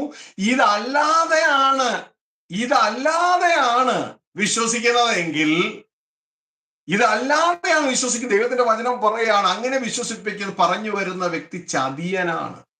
അവന് ആന്റി ക്രൈസ്റ്റ് സ്പിരിറ്റ് ഉള്ളതാണ്. എന്റെ മക്കളെ, നമുക്ക് കുറച്ച് ദിവസം ഇവിടെ ജീവിക്കാൻ പറ്റുള്ളൂ. പിശാചിന്റെ ചതിയിൽ വീണു പോകരുത്. അപ്പോ ആദ്യമ കാലഘട്ടത്തിൽ അപ്പോസ്തലന്മാർ പ്രസംഗിച്ച് നടന്നത് യേശു തന്നെ ക്രിസ്തു എന്ന് തെളിയിച്ചുകൊണ്ടിരുന്നു. ഇനി ഈ ക്രിസ്തു എന്ന് പറഞ്ഞാൽ പലർക്കും അറിഞ്ഞുകൂടാ. ക്രിസ്തു ആരാന്നാണ് നമ്മൾ ചിന്തിക്കുന്നത്. കാരണം യഹൂദന്മാർ ഒരു കൂട്ടമാണ് യേശു മനുഷ്യൻ ചിന്തിച്ചത്. എന്നാൽ ഒരു കൂട്ടം യഹൂദന്മാർ യേശുവിനെ ക്രിസ്തു എന്ന് തന്നെ വിശ്വസിച്ചു. അവരാണ് ആദ്യകാല സഭയിലെ അംഗങ്ങൾ, ശിഷ്യന്മാരൊക്കെ. എന്നാൽ നമ്മൾ മനസ്സിലാക്കേണ്ട അടുത്ത തലം, ഇന്ന് ക്രിസ്തീയ ഗോളത്തിൽ ഒരു 3-ാം നൂറ്റാണ്ടോ മുതൽ ഇങ്ങോട്ടേക്ക് പിശാച്, അപ്പോസ്തലന്മാരുടെ കാലം കഴിഞ്ഞ് പിശാച് സഭയിൽ തന്റെ ഡാർക്ക് ലോബിയെ എൻട്രി ചെയ്യിപ്പിച്ചിട്ടാണ് ഈ വിശ്വാസം മാറ്റി യേശുവിനെ മനുഷ്യനെന്നല്ല, യേശുവിനെ അത്യുന്നതനായ ദൈവമാക്കി സെറ്റ് ചെയ്തു.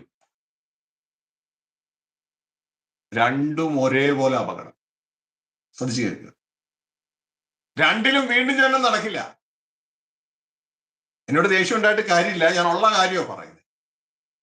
വീണ്ടും ജനനം നമ്മുടെ ഉള്ളിൽ നടന്നാൽ നമുക്ക് ക്രിസ്തുവിന്റെ സ്വഭാവം വരും. നമ്മൾ അഭിനയിക്കേണ്ട ഒരാവശ്യവുമില്ല. ഒരു പൂച്ച സിംഹമായിട്ട് അഭിനയിക്കുന്നത് പോലെ നമ്മൾ അഭിനയിക്കേണ്ട ഒരാവശ്യവുമില്ല. സിംഹത്തിന്റെ സീഡിൽ നിന്നാണ് ജനനമെങ്കിൽ വളർന്നു വന്നാൽ സിംഹത്തിന്റെ നേച്ചർ ഉറപ്പാ. കരച്ചിൽ വരുമ്പോ മ്യാവും മ്യാവും എന്നല്ല വരുന്നത്, സിംഹം ഗർജിക്കുന്നത് പോലെ ഇരിക്കും. കാരണം വളർച്ച വിത്തിൽ നിന്നാണ്, സീഡിൽ നിന്നാണ്. അപ്പോ യേശു ക്രിസ്തു എന്ന് പറയുന്നത് ആരാണ്? ഇതാണ് മത്തായി 16:16 യേശു ക്രിസ്തു, മത്തായി 16:16 മത്തായി 16:16 താൻ ആരാണെന്ന് ചോദിക്കുമ്പോ പലരും പലതും പറഞ്ഞപ്പോ ഉടനെ പത്രോസ് ചാടി കയറി പറഞ്ഞത്, നീ അത്യുന്നതനായ ദൈവമെന്നല്ല, നീ, അതായത് ക്രിസ്തു ആരെന്നാണ് നമ്മുടെ ചോദ്യം, നീ ജീവനുള്ള ദൈവത്തിന്റെ പുത്രനായ ക്രിസ്തു എന്നുത്തരം പറഞ്ഞു. അപ്പോ എന്റെ മക്കൾക്കൊക്കെ മനസ്സിലായോ ക്രിസ്തു ആരാണെന്നുള്ളത്? ഈ യേശുവിനെ ആരായിട്ട്, ഈ തച്ചന്റെ മകനെ ആരായിട്ട് വിശ്വസിക്കണം? ക്രിസ്തുവായ. ആരാ ക്രിസ്തു? ജീവനുള്ള ദൈവത്തിന്റെ പുത്രൻ. വായിച്ച 16:16. ശീമോൻ പത്രോസ്, നീ ജീവനുള്ള ദൈവത്തിന്റെ പുത്രനായ ക്രിസ്തു എന്ന് ഉത്തരം പറഞ്ഞു. ശീമോൻ പത്രോസ് പറയാണ്, നീ ജീവനുള്ള ദൈവത്തിന്റെ പുത്രനായ ക്രിസ്തു. അപ്പൊ ഇനി ആർക്കെങ്കിലും സംശയം ഉണ്ടോ? ക്രിസ്തു എന്ന് വെച്ചാൽ ആരാ?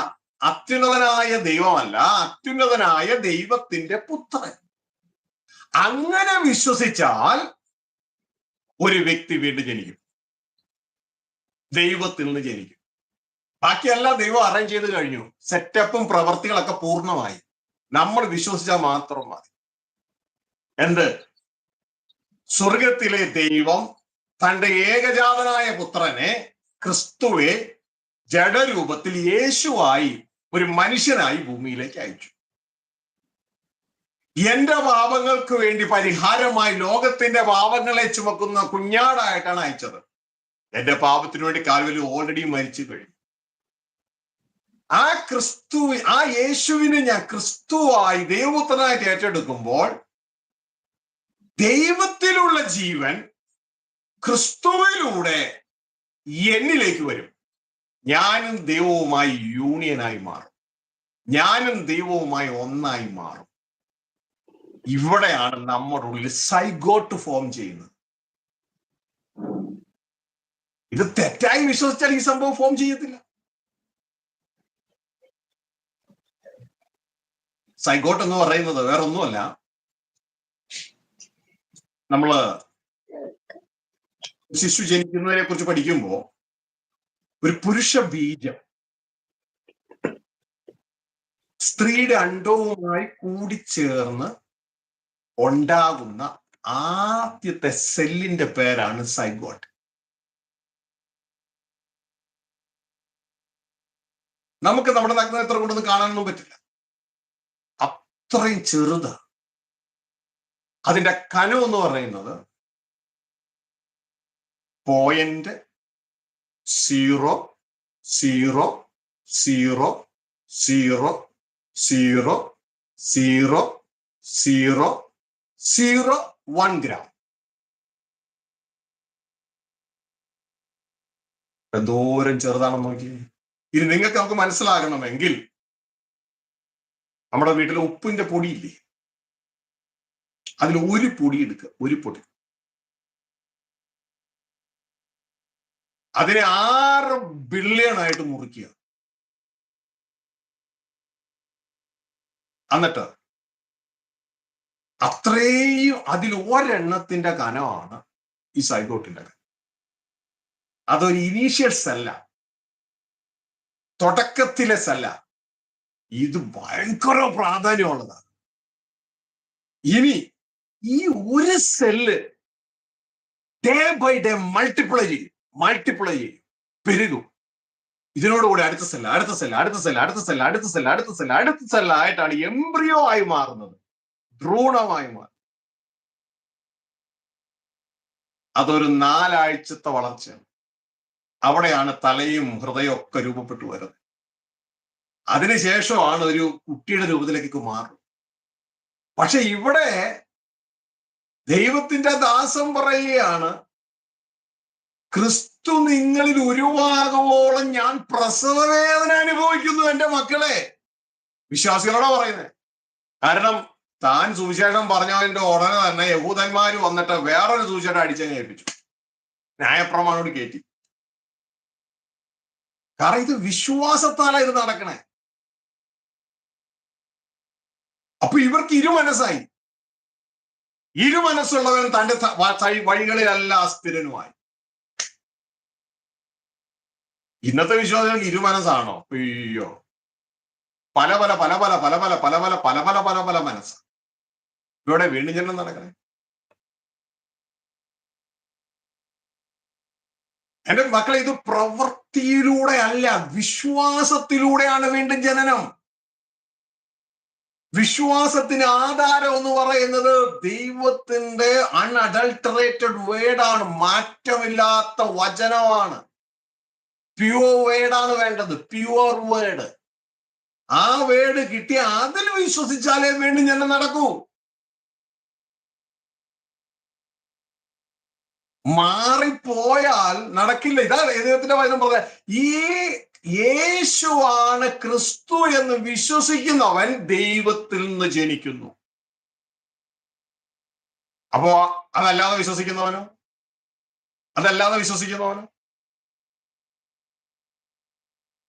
വളരെ പ്രാധാന്യം. ഒന്നുകൂടി വായിച്ച സിസ്റ്ററെ, 1 യോഹന്നാൻ 5:1. ഇതിൽ അട്ടിമറി നടന്നാൽ എല്ലാം പോയി. യേശുവിനെ ക്രിസ്തു എന്ന് വിശ്വസിക്കുന്നവനെല്ലാം ദൈവത്തിൽ നിന്ന് ജനിച്ചിരിക്കുന്നു. മനസ്സിലായോ? യേശു എന്ന് പറഞ്ഞാൽ മറിയയുടെ ഉദരത്തിൽ നിന്ന് ജനിച്ച, നമ്മുടെ ഭാഷ പറഞ്ഞ തച്ചന്റെ മകൻ. ഈ മകൻ ക്രിസ്തു എന്ന് വിശ്വസിക്കണം. വെറും മനുഷ്യനെ വിശ്വസിച്ചാൽ പോരാ, അത്യുന്നതനായ ദൈവം വിശ്വസിച്ചാൽ പോരാ, ക്രിസ്തു ദൈവപുത്രൻ എന്ന് വിശ്വസിച്ചാൽ ആ വ്യക്തി ദൈവത്തെ ജനിച്ചിരിക്കുന്നു. നമ്മൾ തന്നെ പരിശോധിച്ചോ, നമ്മൾ അങ്ങനെയാണോ വിശ്വസിച്ചത്? ബൈബിൾ ഇങ്ങനെ പറയുന്നത്. എന്റെ കയ്യിൽ നിന്ന് ഞാൻ ഒന്നും വിട്ടോട്ടുമില്ല. മോനെ മോളെ, നീ ദൈവത്തിൽ ജനിച്ചോ? നീ വചനം നോക്കി ഒന്ന് ചെക്ക് ചെയ്യുക. അതോ നീ അട്ടിമറി സുവിശേഷത്തിൽ വീണുപോയോ? അട്ടിമറിയിൽ വീണു. അട്ടിമറിയിൽ വീണാൽ ഒരിക്കലും, ശ്രദ്ധിച്ചു കേൾക്കുക, ദൈവ സ്വഭാവം നമുക്ക് വരില്ല. ക്രിസ്തുവിന്റെ സ്വഭാവം നമുക്ക് വരില്ല. നമ്മൾ വരുത്തി തീർക്കുന്നത് കുറെയൊക്കെ വരും. വെള്ള ഉടുപ്പ്, വെള്ള ഷർട്ട്, കറുത്ത പാന്റ്, ആഭരണ ഊരില്, praise lord sister, praise lord brother എന്നൊക്കെ പറഞ്ഞ് വളരെ താഴ്മയോടെയൊക്കെ പറയുക. ഇതൊക്കെ പറയും. പക്ഷെ കാര്യത്തോടെടുക്കുമ്പോൾ നമ്മളിലെ നമ്മൾ വെളിപ്പെട്ടു വരും. ക്രിസ്തുവിന്റെ സ്വഭാവം നമ്മൾ വളരില്ല.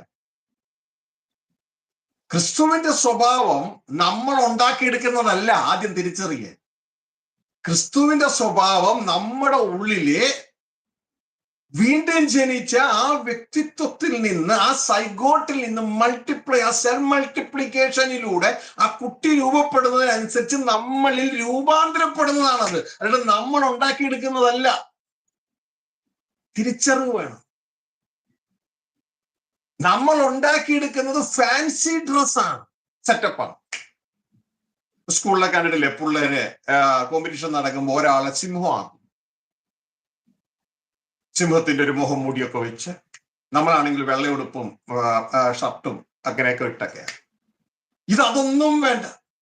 അങ്ങനെ ആ ഒരു മുഖംമൂടി ധരിപ്പിച്ച ഒരു ഫാൻസി ഡ്രസ് ധാരിയായ ഒരുത്തനെ സ്റ്റേജിലേക്ക് കടത്തി വിട്ടു. അപ്പോഴാണ് യഥാർത്ഥത്തിൽ ഒരു സിംഹം ആ നാട്ടിൽ ഇറങ്ങി ചാടി ഇങ്ങ് വരുന്നതെങ്കിൽ എന്ത് പറ്റും? ഈ സിംഹത്തിന് എന്നാ പറ്റും? ഈ സിംഹം ഓടും. കാരണം മറ്റൊരു റിയൽ നേച്ചറാണ്. ഇതങ്ങനെയല്ല, ഫാൻസി ഡ്രസ്സാണ്. നമ്മൾ ഇവിടെ ഒരു ഫാൻസി ഡ്രസ്സും കാണിക്കണ്ട. നമ്മുടെ അകത്ത് നിന്ന് ദൈവപുത്രൻ വെളിപ്പെടും. യഥാർത്ഥ വീണ്ടും ജനനമായിരിക്കണം. മനസ്സിലാക്കുക, യേശുവിനെ മനുഷ്യൻ എന്ന് വിശ്വസിച്ചാൽ പോരാ, യേശുവിനെ അത്യുന്നതനായ ദൈവം എന്ന് വിശ്വസിച്ചാൽ പോരാ. വിശുദ്ധ ബൈബിൾ പറയുന്നത് പോലെ ഈ യേശുവാണ് ക്രിസ്തു ദൈവപുത്രൻ എന്ന് വിശ്വസിച്ചാലേ പ്രോപ്പർ വീണ്ടും ജനനം നടക്കൂ. അല്ലാത്ത വീണ്ടും ജനനം എന്നൊക്കെ പറയുന്നതൊന്നും വീണ്ടും ജനനമല്ല. അത് വീണ്ടും ജനനം ആന്റി ക്രൈസ്റ്റ്, പിശാചിന്റെ വ്യക്തിത്വം അട്ടിമറിച്ചതാണ്. ഇതുകൊണ്ടാണ് ബൈബിൾ പറയുന്നത്, ഈ യേശുവിനെ ക്രിസ്തു അല്ല എന്ന് പറയുന്നവൻ വഞ്ചകനാണ്, ആന്റി ക്രൈസ്റ്റ് സ്പിരിറ്റ് വർക്ക് ചെയ്യുന്നവനാണ്. വ്യക്തമായി നിങ്ങളോട് അറിയിച്ചു. ഇനി എന്റെ ഡ്യൂട്ടി തീർന്നു മക്കളെ. നിങ്ങളുടെ ഇടയിൽ ഞാൻ അറിയിക്കേണ്ടത് അറിയിച്ചു. എനിക്ക് സത്യത്തിന് സാക്ഷി നിൽക്കാനാണ് എന്നെ അയച്ചത് ക്രിസ്തുവെ. ഞാൻ നിങ്ങളെ അറിയിച്ചു. ഞാൻ നിങ്ങളുടെ ആ ഗ്രൂപ്പോടോ മറ്റവരുടെ ഈ ഗ്രൂപ്പോടോ ചേരുന്നില്ല. വിശുദ്ധ ബൈബിളിലെ വചനം ആ സിറ്റീസ് അറിയിക്കേണ്ട ഒരു ഉത്തരവാദിത്തം എനിക്ക്, അത് നിങ്ങളെ അറിയിച്ചു. ഇനി നിങ്ങൾ ഇതൊന്നും ചെയ്യാതെ നിങ്ങൾ ചിന്തിക്കും, ഒരുപക്ഷെ ഞാൻ ഇങ്ങനെ അങ്ങ് പോയാലോ, ഞങ്ങളുടെ കൂട്ടത്തിൽ സ്തുതിക്കുന്നവരുണ്ട്, ആരാധിക്കുന്നവരുണ്ട്, വർഷാവർഷം കൺവെൻഷൻ ഉണ്ട്, ക്രൂസൈഡ് ഉണ്ട്, 7 ദിവസം ഉപവാസ പ്രാർത്ഥന, 21 ദിവസം ഉണ്ട്, പിന്നെ ഇടയ്ക്ക് 40 ഉണ്ട്, എല്ലാം ഉണ്ടല്ലോ, ഞങ്ങൾ ഇങ്ങനെയൊക്കെ ചെയ്തങ്ങ് പോയാലോ? മത്തായി 7:23 യേശു പറയുന്ന റിപ്ലൈ ഒരുപക്ഷെ കേട്ടെങ്കിൽ എന്നെ കുറ്റം പറയരുത്. അവസാനം ഇതൊക്കെ ചെയ്തൊരു കൂട്ടരാണോ വന്നത്? യേശു അവസാനം അവരോട് ഇങ്ങനെ പറഞ്ഞു, ഞാൻ ഒരു കാലത്തും നിങ്ങളെ അറിഞ്ഞിട്ടില്ല. കാരണം എന്റെ സീഡ് കൊണ്ടല്ല നിങ്ങൾ വന്നേക്കണേ. ഞാൻ അറിഞ്ഞിട്ടില്ല. I never knew you. ഞാൻ നിങ്ങളെ അറിയുന്നില്ലെന്നല്ല പറഞ്ഞേ, അറിഞ്ഞിട്ടില്ല. അപ്പൊ വളരെ ശ്രദ്ധയോടുകൂടിയായിരിക്കണം. വീണ്ടും ജനനത്തിലെ അട്ടിമറി നമ്മുടെ ജീവിതത്തിൽ നടന്നിട്ടുണ്ടോ എന്ന് നമ്മൾ നമ്മളെ തന്നെ പരിശോധിക്കണം. എന്റെ പ്രിയ സഹോദരങ്ങളെ, ഞാൻ നിങ്ങൾക്ക് വീണ്ടും ജനനത്തിന്റെ രംഗം നിങ്ങൾക്ക് കാണിച്ചു തരാം. ഇലക്ട്രിക്കൽ ഫോർമാറ്റിൽ എന്നെ എന്തെങ്കിലും തെറ്റ് വന്നു കഴിഞ്ഞാൽ എന്നെ സഹായിക്കണം. ഓക്കെ, അവിടെ കളിയാക്കാൻ പോകരുത്, കട്ട് ചെയ്ത് മുറിച്ച് പുതിയ വീഡിയോ ഉണ്ടാക്കാനും പോകരുത്. ശ്രദ്ധിച്ചു. ഇതാ ഞാൻ ഇവിടെ ഒരു ഇലക്ട്രിക്കൽ സോക്കറ്റ് എടുത്തു. ഇതിൽ പവർ വരും, നിങ്ങൾക്ക് കാണാം. കണ്ട ലൈറ്റ് കത്തിയണ്ട? ഇവിടെ ലൈറ്റ് കത്തി. ഇതിൽ പവർ ഉണ്ട്. അതായത് ഇതിൽ ജീവൻ ഉണ്ടെന്ന്. ഈ പവറിന് നമുക്ക് ജീവൻ എന്ന് കൊടുക്കാം, അല്ലെങ്കിൽ സ്പിരിറ്റ് എന്ന് കൊടുക്കാം. സ്പിരിറ്റ് ആണ് ജീവൻ കൊടുക്കുന്നത്. ഇതിനെ അത്യുന്നതനായ ദൈവമായി, യേശുക്രിസ്തുവിന്റെ ഭാഷ പറഞ്ഞാൽ ജീവനുള്ള ദൈവം, പത്രോസിന്റെ ഭാഷ പറഞ്ഞാൽ ജീവനുള്ള ദൈവം. എന്താ പത്രോസ് പറയുന്നത്? ജീവനുള്ള ദൈവം, നീ ജീവനുള്ള ദൈവത്തിന്റെ പുത്രനാണ്. ഓക്കെ, ഇതാ ബൈബിളിന്റെ ഭാഷ പറഞ്ഞാൽ താൻ മാത്രം അമർത്യതയുള്ളവൻ. ഓക്കെ, യേശുക്രിസ്തുവിന്റെ ഭാഷ പറഞ്ഞാൽ ജീവനുള്ള പിതാവ് എന്നെ അയച്ചിട്ട്. അപ്പൊ പിതാവിന് എന്നാ ഉണ്ട്? ജീവനുണ്ട്. അപ്പോ ഈ ഒരു തലം തിരിച്ചറിയാം. ഇനി ഇത് പിതാവിനെ കാണിക്കുന്നു, ജീവനുണ്ട്. ഞാൻ ഓൺ ചെയ്യാം. ഓക്കെ, ഒരെണ്ണം ഓൺ ചെയ്യാം. ജീവനുണ്ട്. ലൈറ്റ് കത്തിയാനുണ്ടോ? ഇത് കണ്ടോ? ഇതൊരു ചാർജറാണ്, എനർജൈസറിന്റെ. തൽക്കാലം ഞാനിത് മനുഷ്യനായിട്ട് എടുക്കാം. മനുഷ്യൻ. പക്ഷെ നിങ്ങൾ മനസ്സിലാക്കേണ്ട ഒരു കാര്യം എന്ന് പറയുന്നത്, ഞാനിപ്പോ ദുബായിലാണ്, യുണൈറ്റഡ് അറബ് എമിറേറ്റ്സിലാണ്. ഇത് ഇവിടുത്തെ സിസ്റ്റമാണ്. ഇവിടുത്തെ സിസ്റ്റം നമ്മുടെ നാട്ടിലെ ഉപകരണങ്ങൾ കൊണ്ട് കണക്ട് ചെയ്താൽ കണക്ട് ആവില്ല. കാരണം സിസ്റ്റം വേറെ, സെക്ഷൻ വേറെ. ഇത് എല്ലാത്തിലും കയറുന്ന ഒരു ടൈപ്പാണ് ഇരിക്കുന്നത്. നിങ്ങൾ അങ്ങനെ കൂട്ടണ്ട. ഇത് യുഎഇയിലായിട്ട് മാത്രം കൂട്ടിയാണ്.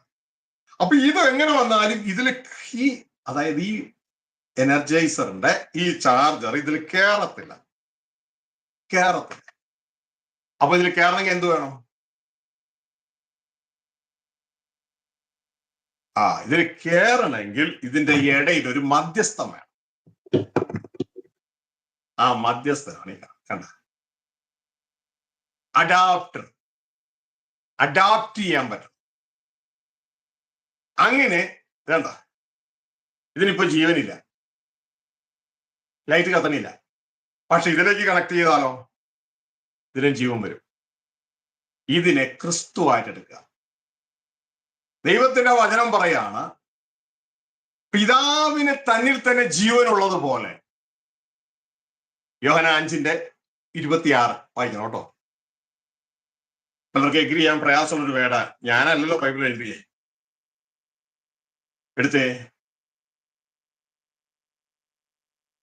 പിതാവിന് തന്നിൽ തന്നെ ജീവനുള്ളതുപോലെ പുത്രനും ജീവൻ ഉണ്ടാകുവാൻ പിതാവ് വരം കൊടുത്തിരിക്കുന്നു. ഓക്കെ, വായിച്ചാട്ടെ സിസ്റ്ററെ.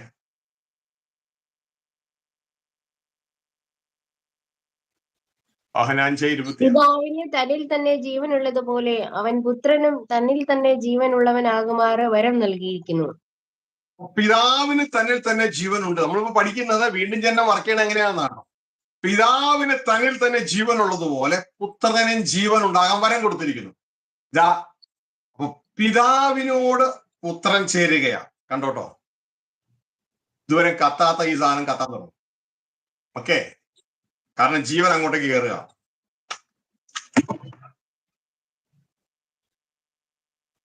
ലോഡ്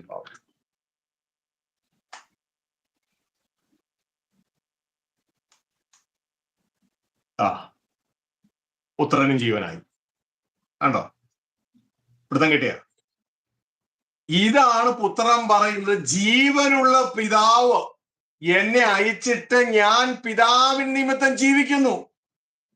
അതിന്റെ 6:57, യോഹന്നാൻ 6:57 പുത്രൻ പറയാണ്, ജീവനുള്ള പിതാവ് എന്നെ അയച്ചിട്ട് ഞാൻ പിതാവ് നിമിത്തം ജീവിക്കുന്നു. കാരണം ഈ ഇലക്ട്രിസിറ്റി ബോർഡിൽ നിന്ന് വരുന്ന, ഇവിടെയാണ് യുണൈറ്റഡ് അറബ് എമിറേറ്റ്സിന്റെ ഇലക്ട്രിസിറ്റി ബോർഡിൽ നിന്ന് വരുന്ന ഫീവയിൽ നിന്ന് വരുന്ന ഫെഡറൽ ഇലക്ട്രിസിറ്റി ആണ് ഇവിടെ. അതിൽ നിന്ന് വരുന്ന ഈ ജീവൻ, ഈ ഇലക്ട്രിസിറ്റി എങ്ങോട്ടേക്ക് എത്തി? ഈ സോക്കറ്റിലേക്ക് എത്തി. വായിച്ച സിസ്റ്ററെ 6:57. ജീവനുള്ള പിതാവ് എന്നെ അയച്ചിട്ട് ഞാൻ പിതാവിൻ മൂലം ജീവിക്കുന്നത് പോലെ എന്നെ തിന്നുന്നവൻ എൻ മൂലം ജീവിക്കും. മനസ്സിലായോ? ജീവനുള്ള പിതാവ് എന്നെ അയച്ചിട്ട് ഞാൻ പിതാവിൻ മൂലം ജീവിക്കുന്നു. രണ്ടും കത്തുന്നു, രണ്ടിലും ജീവനുണ്ട്, രണ്ടിലും ഇലക്ട്രിസിറ്റി ഉണ്ട്. എന്നെ തിന്നുന്നവൻ ഞാൻ മൂലം ജീവിക്കും. ഇതാ നമ്മൾ നോക്കി, ഇതിന് ജീവനില്ല, ഒന്നും കത്തണില്ല, കണ്ടോ? ഇത് യേശുവിൽ വസിച്ചാൽ, ഇതാ പറയുന്നത്, യേശു പറയുന്നത് എന്നിൽ വസിപ്പിൻ, എന്നാൽ ഞാൻ നിങ്ങളിലും വസിക്കും. ഞാൻ പിതാവിൽ വസിക്കുന്നു, പിതാവ് എന്നിൽ വസിക്കുന്നു, ഞങ്ങൾ ഒന്നാണ്, ഞാനും പിതാവും ഒന്നാണ്. കണ്ടോ? ഇതൊരു ഒന്നല്ലേ? ഇത് രണ്ടും കൂടെ. അതേപോലെ നിങ്ങളും ഞങ്ങളിൽ ഒന്നാകണം. എങ്ങനെ? നിങ്ങൾ എന്നിൽ വസിപ്പിൻ. കൊമ്പിന് മുന്തിരി വള്ളിയിൽ വസിച്ചിട്ടല്ലാതെ അതിന് ഫലം കഴിക്കാൻ പറ്റില്ല. നിങ്ങൾ എന്ത് ചെയ്യണം? എന്നിൽ വസിപ്പിൻ. നോക്കിക്കോട്ടോ, ഇതാണ് ആ എന്നിൽ വസിക്കുക. ഇതാ നോക്കിക്കോട്ടോ, കണ്ട? ലൈറ്റ് കത്തി, കണ്ടടാ, ഇവിടെ ജീവനായി. കണ്ട? ജീവൻ കണ്ടോ? അപ്പൊ എല്ലാത്തിനും ഈ ഇവിടുത്തെ ഫീവയിലുള്ള ഇലക്ട്രിസിറ്റി ആദ്യം ഈ അഡാപ്റ്ററിലേക്കും അഡാപ്റ്ററിൽ നിന്ന് അത് ചാർജറിലേക്കും വന്നതുപോലെ സ്വർഗസ്ഥ പിതാവിലുള്ള ജീവൻ, ആത്മാവ് ക്രിസ്തുവിലേക്കും ക്രിസ്തുവിലുള്ള നമ്മളിലേക്കും വരികയാണ്. പിടുത്തം കിട്ടിയ? ഇങ്ങനെ നമ്മൾ സ്വർഗസ്ഥ പിതാവുമായി ക്രിസ്തുവിലൂടെ ഒന്നാണ്. ഇതിന്റെ പേരാണ് വീണ്ടും ജനനം. പിടുത്തം കിട്ടിയ? എല്ലാറ്റിലും ഒരേ ജീവൻ പാസ്സായി. ഇവിടെയാണ് സൈഗോട്ട് ഫോർമേഷൻ വരുന്നത്, ആദ്യ സെല്ല് ഫോം ചെയ്യുന്നത്. സഹോദരങ്ങളെ, ഈ ഒരു തിരിച്ചറിവ് നമ്മുടെ ജീവിതത്തിൽ വേണം. പകരം നിങ്ങൾ ശ്രദ്ധിക്കുക, ഇവിടെ ഞാൻ ദൂരാൻ പോവാ.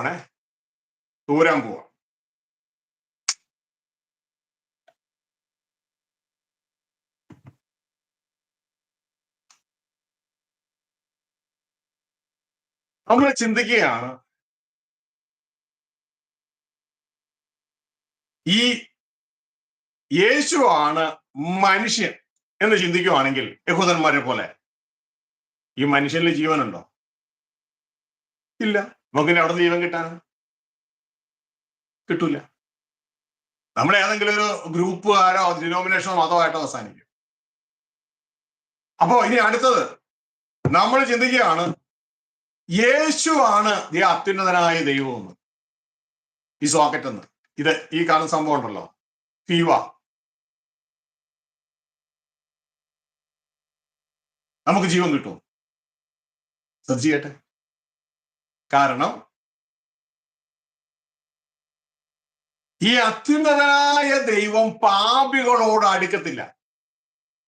ഏതിനെ ഇറക്കി വിട്ടതാ പാപനിമിത്തം. പാപികളോട് അടുക്കത്തില്ല. യേശു 59:2 പറയുന്നു, നമ്മളെയും നമ്മുടെ ദൈവത്തെയും തമ്മിൽ അകറ്റിയത് നമ്മുടെ പാപങ്ങളാണ്. അതുകൊണ്ടാണ് നമ്മുടെ അകൃത്യങ്ങളത്രേ അവന്റെ മുഖം കാണുവാൻ കഴിയാത്ത വണ്ണം നമ്മളെ മറയ്ക്കുമാറാക്കിയത്. അപ്പൊ അത്യുന്നതനായ ദൈവത്തിൽ നിന്ന് നമ്മളെ മറയ്ക്കുകയാണ്. അപ്പോ ഈ ദൈവം ആരോടുകൂടെ മാത്രമേ സ്പർശിക്കുകയുള്ളൂ? യേശു 59:2 മാത്രമേ സ്പർശിക്കത്തുള്ളൂ. പരിശുദ്ധമായതിന് മാത്രമേ സ്പർശിക്കത്തുള്ളൂ. അപ്പൊ ഇതിന്റെ ഇടയിൽ എന്നാ വേണം? ഇത് രണ്ടിന്റെ ഇടയില് ഒരാക്ടർ വേണം. ഇതാണ് ദൈവത്തിന്റെ വചനം പറയുന്നത്. ദൈവത്തിനും മനുഷ്യർക്കും ഇടയിൽ, എന്നെ കണ്ടാലേ കാര്യം മനസ്സിലാവുള്ളൂ. ഈ ഫീവ കണക്ഷൻ, നമ്മുടെ നാട്ടിലെ KSEB, ഇവിടുത്തെ ഫീവ ഫെഡറൽ ഇലക്ട്രിസിറ്റി ബോർഡ്, ആ ഫീവ കണക്ഷനും ഇതാ നമ്മളാകുന്ന കറണ്ട് ഇല്ലാത്ത അല്ലെങ്കിൽ ജീവനില്ലാത്ത ഈ ചാർജറും, ഇതിന്റെ ഇടയിൽ ഒരു അഡാപ്റ്റർ ഉണ്ടെങ്കിലേ ഈ കണക്ഷനിലേക്ക് പോരും. ഇതാണ് ദൈവത്തിന്റെ വചനം പറഞ്ഞ, ദൈവത്തിനും മനുഷ്യർക്കും ഇടയിൽ ഒരേ ഒരു മധ്യസ്ഥൻ മനുഷ്യനായ യേശു ക്രിസ്തു. എടുത്താൻ കിട്ടിയ മനുഷ്യനായി ക്രിസ്തുന്ന്, യേശുവായി ക്രിസ്തുന്ന്. അങ്ങനെ ഇതിന്റെ ഇടയിൽ ഇതാണ് നമുക്ക് 1 തിമോത്തി അതിന്റെ ലോഡ്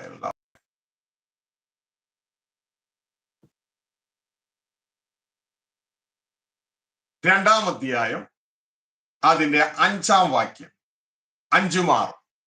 1 തിമോത്തി 2:5-6. ഇതാ ദൈവം, ദൈവത്തിനും ഇതാ മനുഷ്യർക്കിടയിൽ ഒരേ ഒരു മധ്യസ്ഥൻ. വായിച്ചേ. ദൈവം ഒരുവനല്ലോ, ദൈവത്തിനും മനുഷ്യർക്കും മധ്യസ്ഥനും ഒരുവൻ, എല്ലാവർക്കും വേണ്ടി മറുവിലയായി തന്നെത്താൻ കൊടുത്ത മനുഷ്യനായ ക്രിസ്തുയേശു തന്നെ. മനസ്സിലായോ? ഇതാ ദൈവം ഒരുവൻ, ദൈവം ഒരുവൻ എന്ന ബൈബിൾ പറയണേ. നമ്മൾ അതിനോട് കൂട്ടി നരയോഗ്യരാകരുത്. ദൈവം ഒരുവൻ, ദൈവത്തിനും ഇതാ മനുഷ്യർക്കും ഇടയിൽ മധ്യസ്ഥന് ഒരുവൻ. ഇത് കണ്ടോ, അഡാപ്റ്റർ. ഇതുകൊണ്ടാണ് പറയുന്നത് യേശു പരിശുദ്ധി ഇല്ലാത്തടത്ത് ദൈവം തൊടത്തില്ല. ഇതാ യേശുവിനെ കുറിച്ച് പറയുന്നത്, നീയല്ലോ ദൈവത്തിന്റെ ഏക പരിശുദ്ധൻ. ആരെ കുറിച്ച്? യേശുവിനെ കുറിച്ച്. അപ്പൊ യേശുവിൽ പിതാവ് പ്രവർത്തിക്കും, നമ്മളിൽ പ്രവർത്തിക്കത്തില്ല. പക്ഷെ നമ്മളിൽ പ്രവർത്തിക്കും. എങ്ങനെ? യേശുവിലൂടെ പ്രവർത്തിക്കും. അങ്ങനെ ഇതാ പവറില്ലാത്ത നമ്മൾ, ജീവനില്ലാത്ത നമ്മൾ യേശുവിലൂടെ പ്രവർത്തിക്കുമ്പോൾ നമുക്കും ജീവനായി. കണ്ടോ? അല്ലാണ്ട് യേശു മനുഷ്യനാണെന്നോ യഹൂദന്മാരെ പോലെ യേശു അത്യുന്നതനായ ദൈവമാണെന്നോ ഒരു കൂട്ടം ക്രിസ്ത്യാനിയെ പോലെ വിശ്വസിച്ച് എന്റെ പൊന്നുമോനെ ഈ ജീവൻ നിന്നിലേക്ക് കയറത്തില്ല. ഇതാ യേശു പറഞ്ഞു, എന്നിൽ വിശ്വസിക്കുന്നവന്റെ ഉള്ളത്തിൽ എന്നാ വരും? ജീവൻ വരും. കണ്ടോ? എന്നിൽ വിശ്വസിക്കുന്നവന്റെ ഉള്ളത്തിൽ കണക്ഷൻ പ്രോപ്പർ ആണെങ്കിൽ ജീവൻ വരും. അല്ലാത്തവന്റെ ഉള്ളിൽ നിന്ന് ജീവജലം ഒഴുകത്തില്ല. ഗിറ്റാറും മതളും ഒക്കെ അടിച്ച് പൊട്ടിച്ചാല് ഈ റോഡിലൂടെ രാഷ്ട്രീയ ജയം കഴിയുമ്പോൾ തുള്ളി പോണ പോലെയൊക്കെ പോകാൻ നല്ലതുകൊണ്ട് പറ്റത്തില്ല. ഹല്ലേലൂയ. പല തുള്ളലും നമ്മൾ കണ്ടിട്ടില്ലേ, പലതും ചുവന്നുകൊണ്ടൊക്കെ. അങ്ങനെയെല്ലാം നടക്കുക. അല്ലാണ്ട് ഈ ജീവജലം പുറത്തേക്ക് വരത്തില്ല. ഇതാ യേശു പറഞ്ഞ്, ജീവനുള്ള പിതാവ് എന്നെ അയച്ചിട്ട് ഞാൻ പിതാവ് നിമിത്തം ജീവിക്കുന്നത് പോലെ എന്നെ തിന്നാൽ നീ ഞാൻ നിമിത്തം ജീവിക്കും. 3 ജീവനായി. ഇതൊരു അലയൻസ് ആണ്. സ്വർഗസ്ഥ പിതാവുമായി ക്രിസ്തു നമ്മൾ ഒന്നായി തീരുകയാണ്. അപ്പൊ ആന്റി ക്രൈസ്റ്റ് ചെയ്യുന്നത് ഈ നടുവിലുള്ള ദൈവത്തിന്റെ പരിശുദ്ധനായ യേശുവിനെ ഒന്നില്ലെങ്കിൽ മനുഷ്യനായി വിശ്വസിക്കാൻ കാണിക്കും, അല്ലെങ്കിൽ അത്യുന്നതനായ ദൈവമായിട്ട് വിശ്വസിക്കാൻ കാണിക്കും. രണ്ടിലും നമ്മളിലേക്ക് ജീവൻ കയറില്ല. കാരണം ദൈവം അശുദ്ധിയിൽ പ്രവർത്തിക്കത്തില്ല, ദൈവം പരിശുദ്ധിയിലെ പ്രവർത്തിക്കും, തന്റെ പുത്രനായ ക്രിസ്തുവിൽ പ്രവർത്തിക്കും. ക്രിസ്തുവിന്റെ രണ്ടിന്റെ ഇടയിലെ മധ്യസ്ഥൻ. ഈ ഒരു തിരിച്ചറിവ് നമ്മുടെ ജീവിതത്തിൽ വേണം.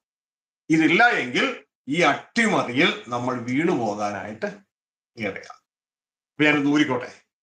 ഓക്കെ, ഇതിപ്പോ നമ്മുടെ ജീവിതത്തിൽ നമ്മൾ ഒരിക്കലും ഊരരുത്. ക്രിസ്തുവിൽ നിന്ന് എപ്പോഴും ക്രിസ്തുവിൽ വസിച്ചോണം. ഓക്കെ, ക്രിസ്തുവിൽ വസിച്ചോണം. ചുമ്മാ പേരിലല്ല, ഈ ഒരു യാഥാർത്ഥ്യം പ്രിയമക്കളെ നമ്മുടെ ജീവിതത്തിൽ ഉണ്ടാകണം. അതില്ല എങ്കിൽ അപകടം ആണ്. അപ്പോ ചുമ്മാ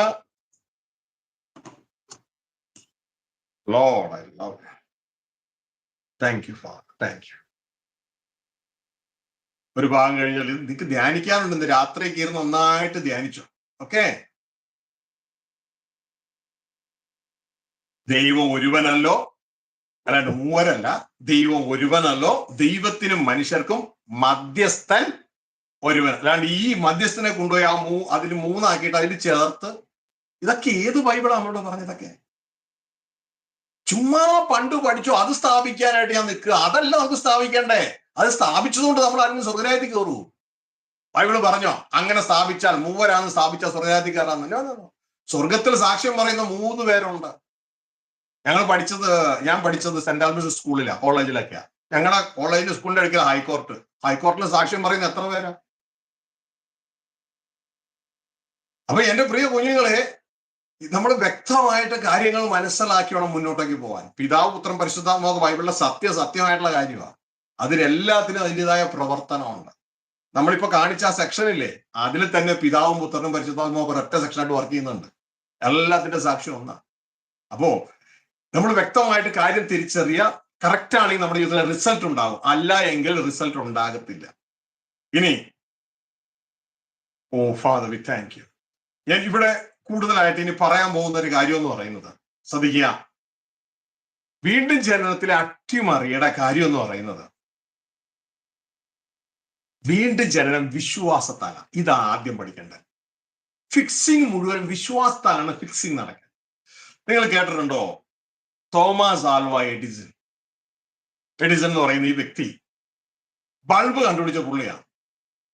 പലയിടത്തും പറയുന്നുണ്ട് 999 പ്രാവശ്യവും പുള്ളി തോറ്റു, ഫെയിലായി പുള്ളിയുടെ ലാബറട്ടറിയിൽ. പല പൊട്ടിത്തെറികളും നടന്നു.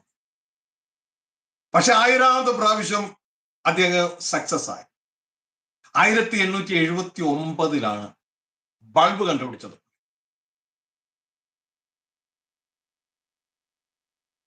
അപ്പൊ ഈ 999 അല്ലെങ്കിൽ 999 പ്രാവശ്യം ഫെയിലായപ്പോ എന്തായിരുന്നു അത് കാണിച്ചേ? അദ്ദേഹത്തിന്റെ പ്രവൃത്തി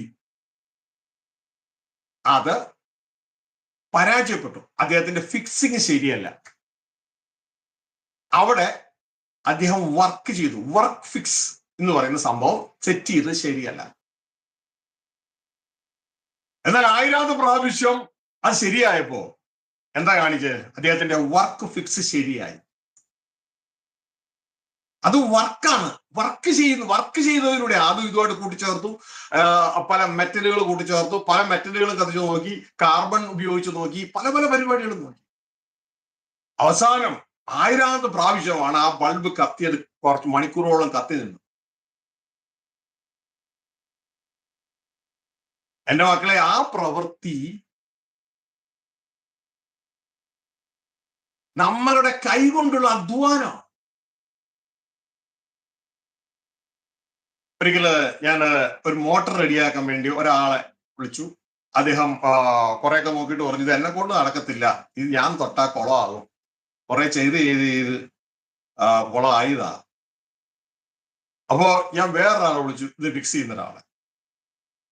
അയാൾ വന്നൊരു അല്പസമയത്തിനുള്ളിൽ സംഭവം റെഡിയാക്കി.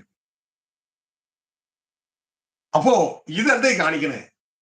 ഈ ആദ്യമേ ചെയ്ത ആളുടെ പ്രവൃത്തി അദ്ദേഹത്തിന് അതിന്റെ പൂർണ്ണതയിലെത്താൻ കറക്റ്റാക്കി ഫിക്സ് ചെയ്യാൻ പറ്റിയില്ല. രണ്ടാമത് വന്ന ആൾ കറക്റ്റാക്കി ഫിക്സ് ചെയ്തു. അവിടെ റിസൾട്ട് ഉണ്ടായി. ഇവിടെയൊക്കെ വർക്ക് ഫിക്സ് ആണ്.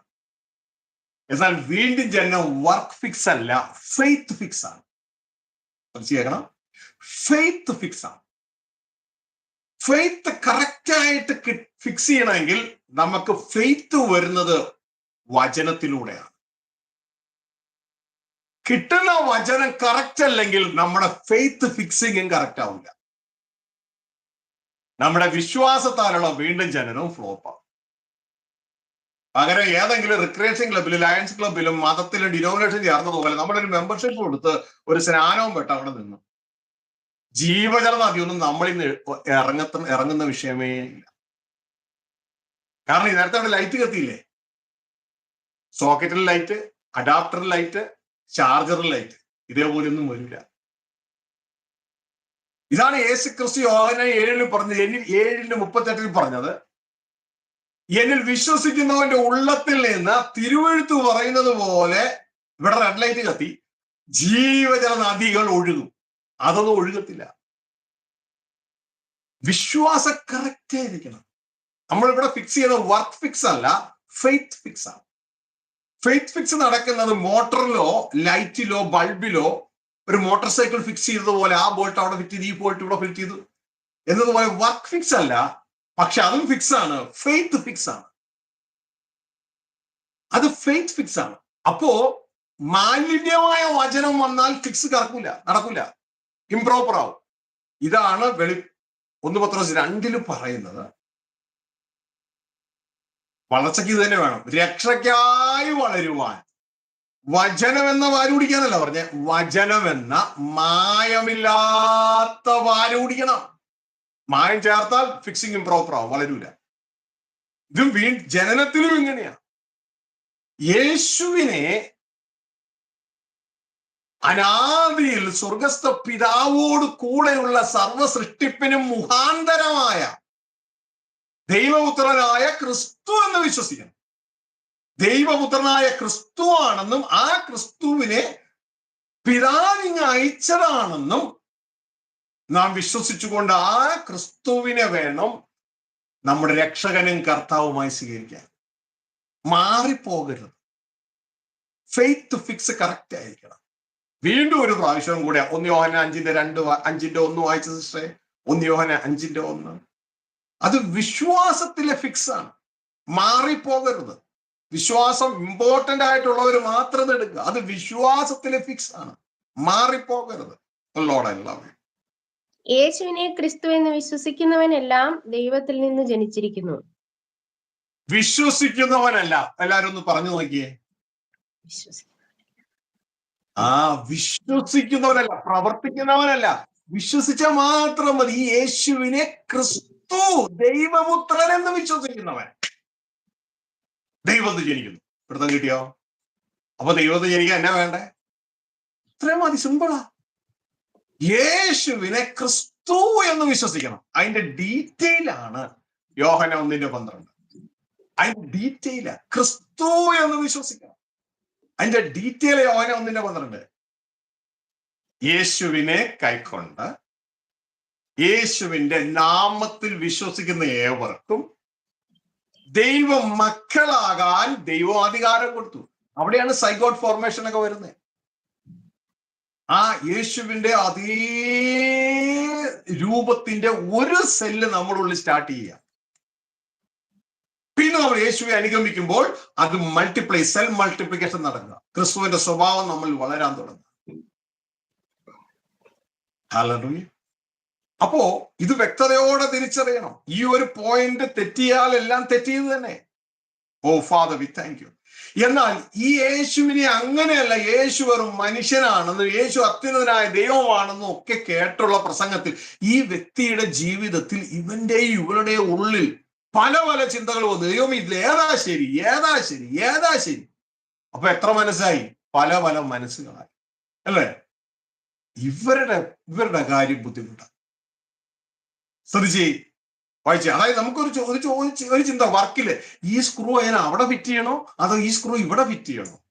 കാർ ഓടാൻ പോവാ, കാറിന്റെ ടയർ പ്രോപ്പറായിട്ട് ഫിക്സ് ചെയ്യണം. അവിടെ ഫിറ്റ് ചെയ്യണോ ഇവിടെ ഫിറ്റ് ചെയ്യണോ? സംശയമായി. പിന്നെ എവിടെ ഫിറ്റ് ചെയ്യും? ഇതേപോലെ ഈ ചിന്ത അത് യേശുവിനെ മനുഷ്യനായിട്ട് എടുക്കണോ അതോ യേശുവിനെ അത്യുന്നതനായ ദൈവമായിട്ട് എടുക്കണോ? അതിൻ്റെ ഇടയിൽ ഒരു ഷാജി ബ്രദറോ എന്ന് പറയുന്നു യേശുവിനെ ദൈവപുത്രനായിട്ട് എടുത്താൽ മതി എന്ന്. അയ്യോ, ഞാനിപ്പോ എവിടെ കൊണ്ട് ഫിറ്റ് ചെയ്യും? അപ്പൊ നിങ്ങൾ എന്ത് ചെയ്യണമെന്ന് അറിയാമോ? ഇതിൽ ഏതാണ് ദൈവവചനം എന്ന് നോക്കുക. അതിന് വചനത്തിൽ പറഞ്ഞ അങ്ങ് ഫിറ്റ് ചെയ്യുക. ദൈവത്തിന് വചനം പറയുന്നു, ഈ യേശുവിനെ ക്രിസ്തു എന്ന് ദൈവപുത്രൻ എന്ന് വിശ്വസിക്കുന്നവൻ എല്ലാം ദൈവത്തിന് ജനിച്ചു. മനുഷ്യരെ വിശ്വസിക്കേണ്ട, ദൈവവചനം വിശ്വസിക്കുക. ഇനി പലതും വിശ്വസിച്ചാൽ എന്നാ പറ്റും? യാക്കോബ് 1:8 വായിച്ച്. 1:8.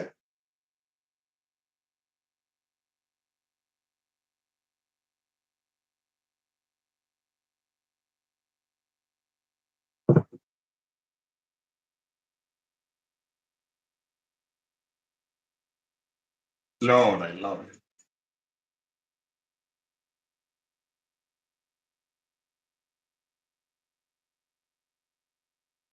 James chapter 1 verse 8. Mute us, sister. ഇരുമനസ്സുള്ള മനുഷ്യൻ തന്റെ വഴികളിലൊക്കെയും അസ്ഥിരനാകുന്നു. ഇരുമനസ്സുള്ളവൻ തന്റെ വഴികളിലെല്ലാം അസ്ഥിരനായി. എന്തുകൊണ്ട് ഇരുമനസ്സായത്? 2 സന്ദേശം കിട്ടും. അവന്റെ വഴികളിലൊക്കെ അവൻ അസ്ഥിരനാണ്. നിങ്ങൾ ബൈബിളിലെ വചനത്തിൽ മാത്രം ഉറച്ചു നിൽക്കുക. ലക്ഷ്യം നോക്കി വചനം കൊടുക്കുക. പാരമ്പര്യം നോക്കി എടുക്കരുത്. ആ ഗ്രൂപ്പ് ഈ ഗ്രൂപ്പ് നോക്കി എടുക്കരുത്.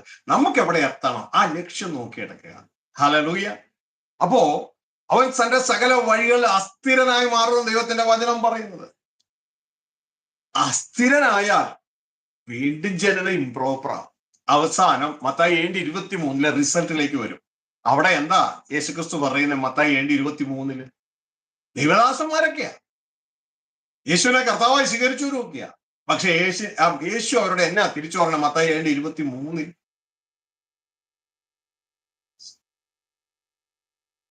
വായിച്ചേ.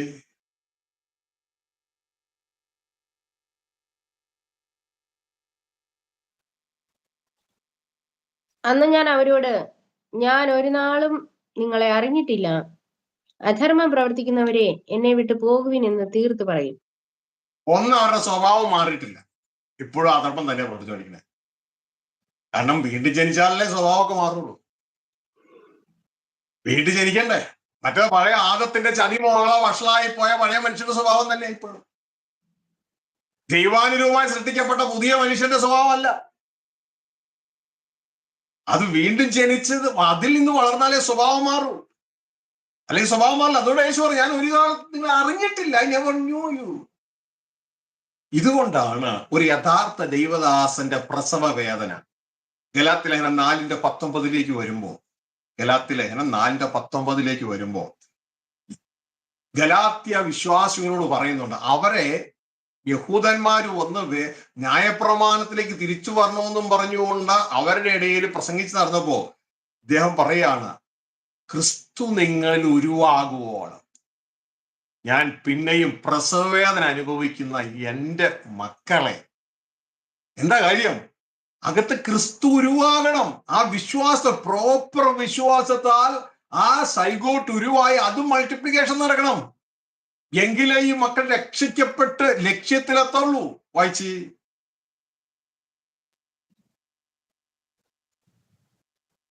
ക്രിസ്തു നിങ്ങളിൽ ഉരുവാകുവോളം ഞാൻ പിന്നെയും പ്രസവവേദനപ്പെടുന്നവരായ എൻ്റെ കുഞ്ഞുങ്ങളെ. ഹല്ലേലൂയ. ശരിക്കും മനസ്സിലായോ? ഒരു ദേവദാസന്റെ പ്രസവവേദന, ഇങ്ങനത്തെ പ്രസവവേദനയ്ക്ക് ഏതെങ്കിലും ദേവദാസൻ ഉണ്ടോന്ന് അറിയത്തില്ല. ക്രിസ്തു നിങ്ങളിൽ ഉരുവാകുവോളം, അതായത് ആ സൈഗോട്ട് ഫോർമേഷനിലേക്ക് വരുമ്പോ, വിശ്വാസത്തിലേക്ക് വരുമ്പോ വേറെ ടീം വന്നിട്ട് അത് അങ്ങനെയല്ല ഇങ്ങനെയാണെന്ന് പറഞ്ഞങ്ങ് വരും. ഈ മക്കൾ ഇരുമനസായി വിശ്വാസത്താലുള്ള വീണ്ടും ജനം നടക്കുന്നില്ല. ക്രിസ്തു നിങ്ങളിൽ ഉരുവാകുവോളം ഞാൻ പിന്നെയും പ്രസവ വേദനപ്പെടുന്നവരായി എൻ്റെ കുഞ്ഞുങ്ങളെ. ഹല്ലേലൂയ. കാരണം എന്നാ അറിയാമോ? താഴെ എഴുതിയിരിക്കുന്നു, ന്യായപ്രമാണത്തിന്റെ കീഴിരിപ്പാനിച്ചിരിക്കുന്നവരെ, അതായത് ജഡത്തിലേക്ക് പോവാന്നവര്. ന്യായപ്രമാണം ഒരു ജഡ മനുഷ്യനാ, പഴയ മനുഷ്യനാ. അതിലേക്ക് പോകാൻ വേണ്ടി അങ്ങനെയുള്ള പ്രസംഗങ്ങൾ കേൾക്കണേ. ഇതാണ് മറ്റൊരു ക്രിസ്തുവിന്റെ പ്രസംഗം എന്ന് പറയുന്നത്. മറ്റൊരു ക്രിസ്തു മുമ്പോട്ടേക്കല്ല വിടുന്നേ, പുറകോട്ട് പിടിക്കുക. ഇതിന്റെ നിഴലാണ് ഈജിപ്തിൽ നിന്ന് കനാൻ ദേശത്തിലേക്കുള്ള യാത്രയിൽ 12 എൽഡേഴ്സിനെ, നമ്മുടെ ഭാഷ പറഞ്ഞ പാസ്റ്റർമാരെ അല്ലെങ്കിൽ അച്ഛന്മാരെ സ്പൈ ഔട്ട് ചെയ്യുവാൻ കനാനിലേക്ക് വിട്ടു, ദേശം ഉറ്റു നോക്കാൻ. അവരവിടെ പോയി ദേശം ഉറ്റു നോക്കിയിട്ട് തിരിച്ചു വന്നു. 10 പേരും മൈക്കെടുത്തു. ഞാൻ എന്റെ ഭാഷ പറഞ്ഞെന്നുള്ളേ, അന്ന് മൈക്കൊന്നും ഇല്ലായിരിക്കും. 10 പേരും പ്രസംഗിച്ചു. 10 പേരുടെ പ്രസംഗം കഴിഞ്ഞപ്പോ ജനം അങ്ങ് കരഞ്ഞു. ഭയങ്കര റിവൈവൽ. എങ്ങോട്ടേക്കാ റിവൈവൽ എന്ന് പറയാമോ? പുറകിലേക്ക്. അവര് കരഞ്ഞു പറഞ്ഞു, ഞങ്ങൾക്കൊരു ക്യാപ്റ്റനെ നിയമിക്കണം. ആ ക്യാപ്റ്റനാണ് നമ്മുടെ ഇന്നത്തെ ഭാഷ പറഞ്ഞാൽ മറ്റൊരു ക്രിസ്തു. എന്നിട്ട് ഞങ്ങൾക്ക് ഈജിപ്തിലേക്ക് മടങ്ങിപ്പോയാ മതി, ലോകത്തിലേക്ക് മടങ്ങിപ്പോയാ മതി. എന്നിട്ട് ലോകത്തിൽ നന്മകൾ പാട്ടും പാടി അവിടെ ഇരുന്നാ മതി. മെജോറിറ്റി 10 ദൈവദാസന്മാർ. ശരിക്കും പറഞ്ഞാൽ 80, 85, 90% ദൈവദാസന്മാർ ഈ കാറ്റഗറി. അതായത് മെജോറിറ്റി അതാ. ബാക്കി 2 പേര് ജോഷുവയും കാലേബും. അവര് പറയുന്നു, ദൈവം നമ്മളോട് കൂടെയുണ്ട്, നാം പുറകിലേക്കല്ല മുന്നോട്ടേക്ക് പോ. ജനം ഉടനെ കല്ലെടുത്തില്ലേ എറിയാൻ വേണ്ടി. അവരുടെ വീഡിയോ ഒക്കെ കട്ട് ചെയ്ത് മുറിച്ചെടുത്ത് എറിയ പബ്ലിക് മീഡിയയിലിട്ട്.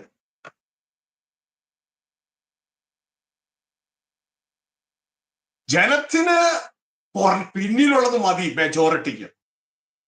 ഇതാ കർത്താവ് പറഞ്ഞേ, നാശത്തിലേക്കുള്ള വഴിയും വാതിലും വിശാലമാണ്, അതിലൂടെ കടന്നു പോകുന്നവർ അനേകരും, മെജോറിറ്റി അതിലൂടെ പോകും. ജീവങ്ങളിലേക്കുള്ള വഴിയും വാതിലും ഇടുങ്ങിയതാ, അത് കണ്ടെത്തുന്ന ചുരുക്കമാണ്. കടക്കണമെങ്കിൽ പോരാടണം. ഹല്ലേലൂയ. എന്റെ പ്രിയ കുഞ്ഞുങ്ങളെ, അതുകൊണ്ട് യേശു പറയുന്നത്, ചെറിയ ആട്ടിൻകൂട്ടമേ ഭയപ്പെടേണ്ട, നിങ്ങളുടെ പിതാവ് കിങ്ഡം, നിങ്ങളുടെ പിതാവ് യേശു ഇൻട്രൊഡ്യൂസ് ചെയ്യുക. നിങ്ങളെ കാത്തിരിക്കുന്ന ഒരു അപ്പനുണ്ട്. ആ അപ്പൻ എന്റെയും അപ്പനാണ്, നിങ്ങളുടെയും അപ്പനാണ്, എന്റെയും ദൈവമാണ്, നിങ്ങളുടെയും ദൈവമാണ്. ഇന്ന് അതിനെ അട്ടിമറിച്ച് അപ്പനെ ഒഴിവാക്കി ആ സ്ഥാനത്ത് പുത്രനെ കൊണ്ടുവന്നു, ദാവീദിനെ മാറ്റി അബ്ശാലോമിനെ കൊണ്ടുവന്ന പോലെ. എന്തോ ഒരു കൊടിയ പാപമായി ചെയ്യണേ. ഇതൊന്ന് ചോദിക്കാനും ഒരുവൻ ധൈര്യപ്പെടുന്നില്ല. ആ കൂട്ടത്തിൽ കൂടി ഓടുകയാണ്. എന്റെ മക്കളെ, ഈ നാളുകളിൽ ക്രിസ്തുവിന് വേണ്ടി നിൽക്കുക. ക്രിസ്തു എങ്ങനെ അപ്പന് വേണ്ടി നിന്നു അതേപോലെ. ഹല്ലേലൂയ. ക്രിസ്തു എങ്ങനെ ആ അപ്പനെ അറിയിച്ചു, ഇതുപോലെ ക്രിസ്തുവിൽ നാം ആ അപ്പനെയും ക്രിസ്തുവിലൂടെ അറിയിക്കുവാനായിട്ടാണ്. നമ്മൾ വ്യക്തമായിട്ട് ഈ സംഭവം തിരിച്ചറിയാം. കാരണം നമ്മൾ അവസാനം എത്തിച്ചേരേണ്ടത് എങ്ങോട്ടാ? ഈ അപ്പന്റെ അടുക്കലേക്കല്ലേ. ഇതല്ലേ വിശുദ്ധ യോഹന്നാൻ പറയുന്നത്, വിശുദ്ധ പൗലോസ് പറയുന്നേ. വിശുദ്ധ പൗലോസ് പറയാ, അങ്ങനെ ക്രിസ്തു മുഖാന്തരം നമുക്ക് ഏകാത്മാവിൽ ആ പിതാവിങ്കലേക്ക് പ്രവേശനമുണ്ട്. എത്തിച്ചേരണ്ടേ അവിടെ? ക്രിസ്തു മുഖാന്തരം, അതാണ് നിങ്ങൾ നേരത്തെ കാണിച്ച അഡാപ്റ്റർ. ക്രിസ്തു മുഖാന്തരം ഏകാത്മാവിൽ, ആ ലൈറ്റ് വന്നതുണ്ടോ, ഇലക്ട്രിസിറ്റി, അതാണ് ഏകാത്മാവ്. പിതാവിങ്കലേക്ക് നമ്മൾ കണ്ടില്ലേ ആ സോക്കറ്റ്, ഹല്ലേലൂയ, ഫിവ, അതിലേക്ക് നമുക്ക് പ്രവേശനമുണ്ട്. അപ്പൊ എന്റെ പ്രിയ കുഞ്ഞുങ്ങൾ, നമ്മൾ മറന്നു പോകരുത്. ഇവിടെയെല്ലാം നമ്മളുടെ ആ വീണ്ടും ജനനത്തെ അട്ടിമറിക്കുകയാണ്. വീണ്ടും ജനനം യേശുവിനെ ദൈവപുത്രൻ എന്ന് വിശ്വസിക്കുമ്പോഴാണ് വീണ്ടും ജനനം. ഈ ബൈബിൾ ഇത് മുഴുവൻ എഴുതിയിരിക്കുന്നത് എന്തിനാ? ദൈവത്തിന്റെ വായന യോഹന്നാൻ 20:30-31 പറയുന്ന രംഗം അറിയാമോ? സിസ്റ്ററിന് എടുത്തേക്ക് കേട്ടോ. ഈ അവിടെ പറയാണ്, ഇതിലും അധികം അത്ഭുതങ്ങളോ അടയാളങ്ങളോ ഒക്കെ യേശു ചെയ്തിട്ടുണ്ട്. പക്ഷെ ഇത്രയും എഴുതിയേക്കുന്നത് യേശു അത്യുന്നതനായ ദൈവം എന്ന് നമ്മൾ വിശ്വസിക്കാനല്ല, പകരം അത്യുന്നതനായ ദൈവത്തിന്റെ പുത്രനാണെന്ന് വിശ്വസിക്കാനാണ്. അങ്ങനെ വിശ്വസിച്ചാലോ വീണ്ടും ജനനം നടക്കുക, അല്ലെങ്കിൽ വീണ്ടും ജനനം നടക്കില്ല. ഹല്ലേലൂയ. അത് വഞ്ചനയാണെന്നാ പറയുന്നത്, ആന്റിക്രൈസ്റ്റിന്റെ ആത്മാവാണെന്നാ പറയുന്നത്.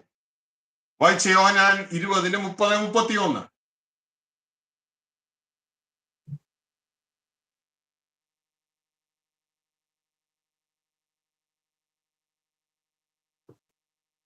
Oh, Father, we thank you. John chapter 20, verse 30 and 31. ഈ പുസ്തകത്തിൽ എഴുതിയിരിക്കുന്നതല്ലാതെ മറ്റനേകം അടയാളങ്ങളും യേശു തന്റെ ശിഷ്യന്മാർ കാണുക ചെയ്തു. എന്നാൽ യേശു ദൈവപുത്രനായ ക്രിസ്തു എന്ന് നിങ്ങൾ വിശ്വസിക്കേണ്ടതിനും വിശ്വസിച്ചിട്ട് അവന്റെ നാമത്തിൽ നിങ്ങൾക്ക് ജീവൻ ഉണ്ടാകേണ്ടതിനും ഇത് എഴുതിയിരിക്കുന്നു. മനസ്സിലായോ? എന്തുണ്ടാകാൻ? ജീവൻ ഉണ്ടാകണം. ആ ബൾബ് കത്തണ്ടേ, നമ്മളിൽ ഇലക്ട്രിസിറ്റി കത്തണ്ടേ, നമ്മളിൽ ദൈവത്തിന്റെ ജീവൻ വരണ്ടേ. അപ്പോ ദൈവത്തിന്റെ ജീവൻ വരണമെങ്കിൽ എന്ത് വേണം? അതിനു മുമ്പ് എന്ത് വിശ്വസിക്കണം? ഈ യേശുവാണ് ക്രിസ്തു എന്ന് വിശ്വസിക്കണം. അല്ലാണ്ട് യേശു അത്യുന്നതനായ ദൈവം വിശ്വസിച്ചു കഴിഞ്ഞാൽ നടക്കൂല എന്റെ പൊന്നു മക്കളെ. കാരണം അത്യുന്നതനായ ദൈവം നമ്മളായിട്ട് ഒരു കണക്ഷനും ഇല്ല. ഏതെങ്കിലും നിന്ന് പുറത്താക്കി വിട്ടതാ. കാരണം ദൈവത്തിന് സ്നേഹമില്ലാഞ്ഞിട്ടല്ല, ദൈവത്തിന് പാപത്തോടടുക്കാൻ പറ്റത്തില്ല. അനീതി കാണാൻ കഴിയാത്തവൻ നിർമ്മല ദൃഷ്ടിയുള്ളവനാണ്. താൻ മാത്രം അമർത്യതയുള്ളവനാണ്. മനുഷ്യരാരും കാണാത്തവനാണ്, കാണാൻ കഴിയാത്തവനാണ്. ഹല്ലേലൂയ. അതീവ പ്രകാശത്തിൽ വസിക്കുന്നവനാണ്. അവസാനം നമ്മൾ വിശുദ്ധി പ്രാപിക്കുമ്പോൾ പ്രത്യക്ഷപ്പെടും. ഹല്ലേലൂയ. ഇതാ ദൈവത്തിന്റെ വചനം പറയുന്നത്, തക്ക സമയത്ത് പ്രത്യക്ഷത വരുത്തും.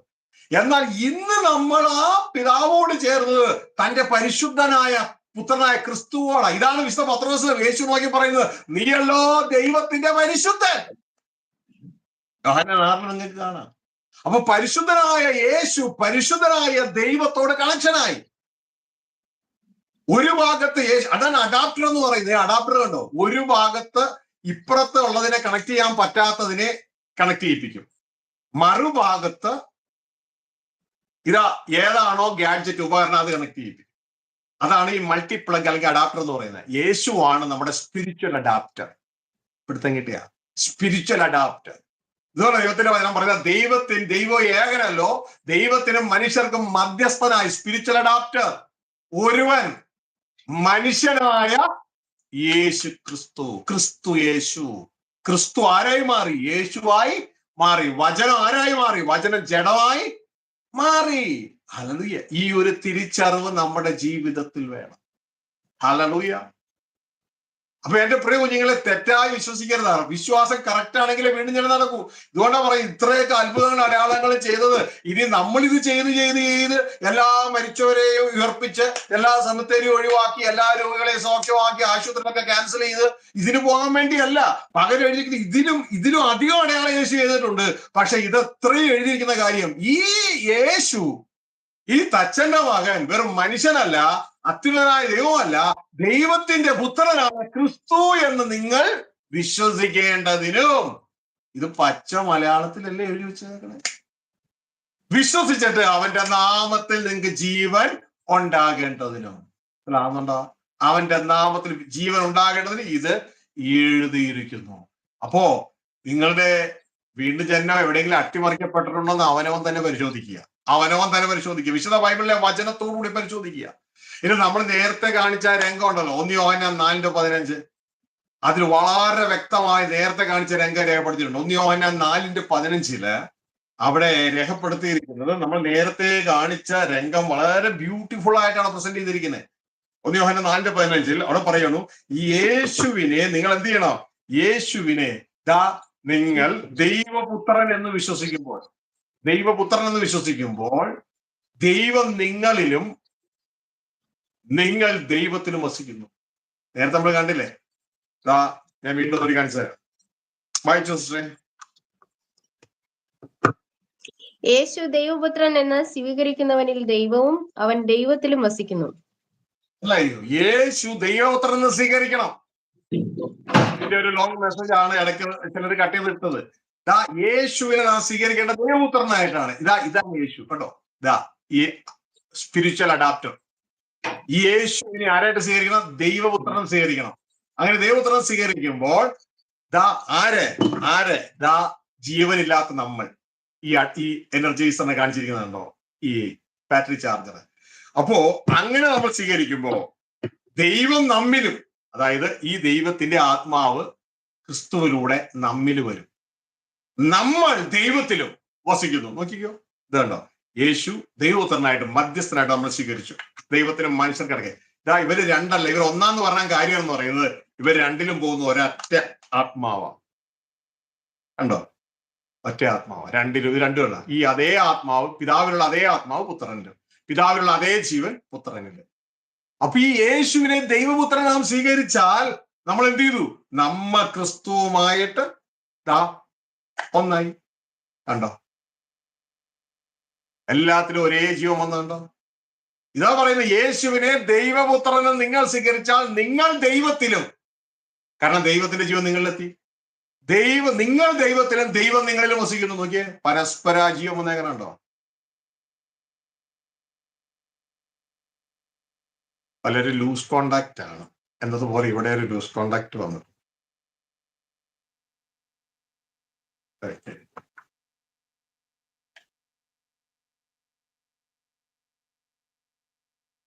ഇപ്പൊ ഇത് കത്തുന്നില്ല. ഇപ്പൊ നമ്മൾ കാണുന്നത് ഈ ജീവൻ എവിടെ എത്തിയില്ല.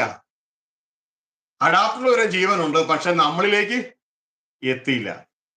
അപ്പൊ യേശു പറയുന്നത്, എന്നിൽ വസിപ്പിൻ, എന്നിൽ വസിക്കാത്തവൻ, പ്രോപ്പറായിട്ട് കണക്ഷൻ വരുന്നില്ല. വസിക്കാത്തവൻ എന്ത് ചെയ്യും? ഇവന് ജീവൻ വരില്ല, ഇവനെ കളയും.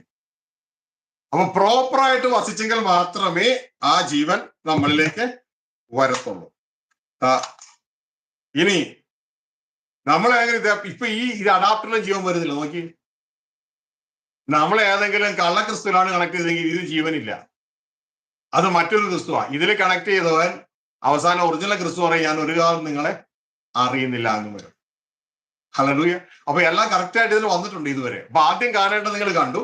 അപ്പോ എന്റെ പ്രിയ സഹോദരങ്ങളെ, ഇതാണ് 1 യോഹന്നാൻ 4:15 പറയുന്നത്, യേശുവിനെ ദൈവപുത്രൻ എന്ന് നിങ്ങൾ സ്വീകരിച്ചാൽ ദൈവം നിങ്ങളിലും നിങ്ങൾ ദൈവത്തിലും വസിക്കും. അപ്പൊ നമ്മളെ തന്നെ ഒന്ന് പരിശോധിക്കണം. നമ്മളുടെ വീണ്ടും ജനനം അട്ടിമറിക്കപ്പെട്ടോ? ആന്റിക്രൈസ്റ്റ് രാജഭരണം നമ്മുടെ ജീവിതത്തിൽ വന്നോ? ഹല്ലേലൂയ. ഇതാണ് പത്രോസ് പറയുന്നത്, നീ ജീവനുള്ള ദൈവത്തിന്റെ പുത്രനായ ക്രിസ്തുവാണ്. വ്യക്തമായിട്ട് മനസ്സിലാക്കുക. ഹല്ലേലൂയ. ദൈവദൂതൻ എന്ന് പറഞ്ഞത് എന്തുവാ? ദൈവദൂതൻ വന്ന് മറിയോട് പറഞ്ഞു, ഇവൻ അത്യുന്നതൻ എന്ന് വിളിക്കപ്പെടുമെന്നല്ല, ലൂക്കോസ് 1:32 അന്നെടുത്തോ സിസ്റ്ററെ. ലൂക്കോസ് 1:32 പറയുകയാണ്, ഇവൻ അത്യുന്നതന്റെ പുത്രൻ എന്ന് വിളിക്കപ്പെടും. ഇതാണ് നമ്മൾ വിശ്വസിക്കേണ്ടത്.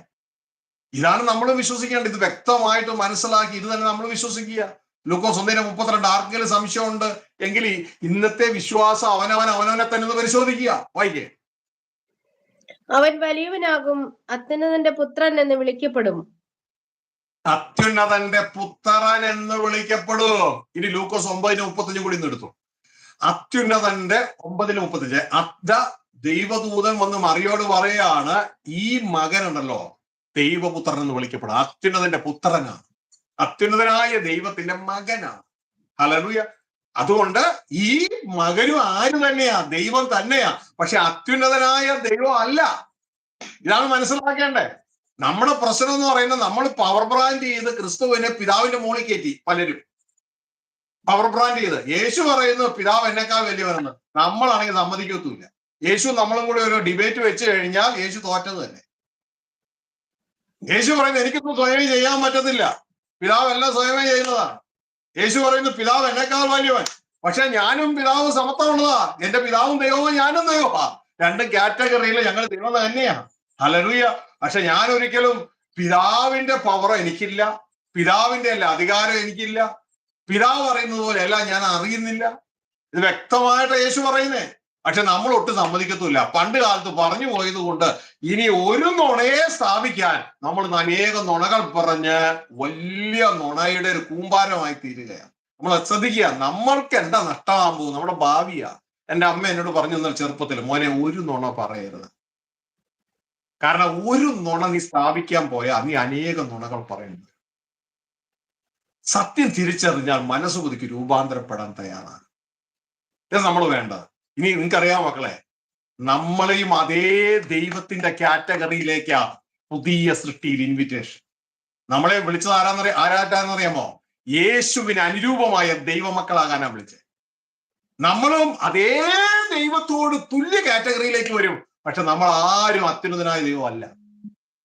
ഇതാണ് സങ്കീർത്തനം 82:6 പറയുന്നത്. നമുക്ക് വീണ്ടും ഡിസ്കസ് ചെയ്യുമ്പോൾ മനസ്സിലാകും. 82:6 പറയുന്നത് നിങ്ങളൊക്കെ ദൈവങ്ങളാണ്, അത്യുന്നതന്റെ മക്കളാണ് എന്ന് പറയുന്ന സംഭവം.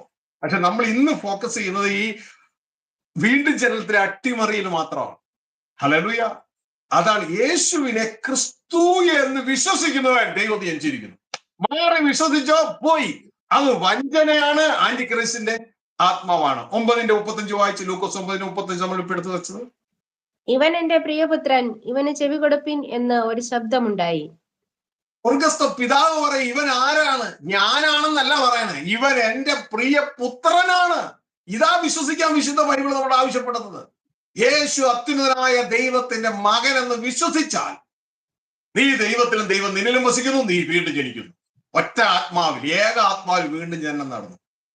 ഒരു വാക്യം കൂടി വായിച്ചിട്ട് ഇന്നത്തെ നമ്മൾ അവസാനിപ്പിക്കുക.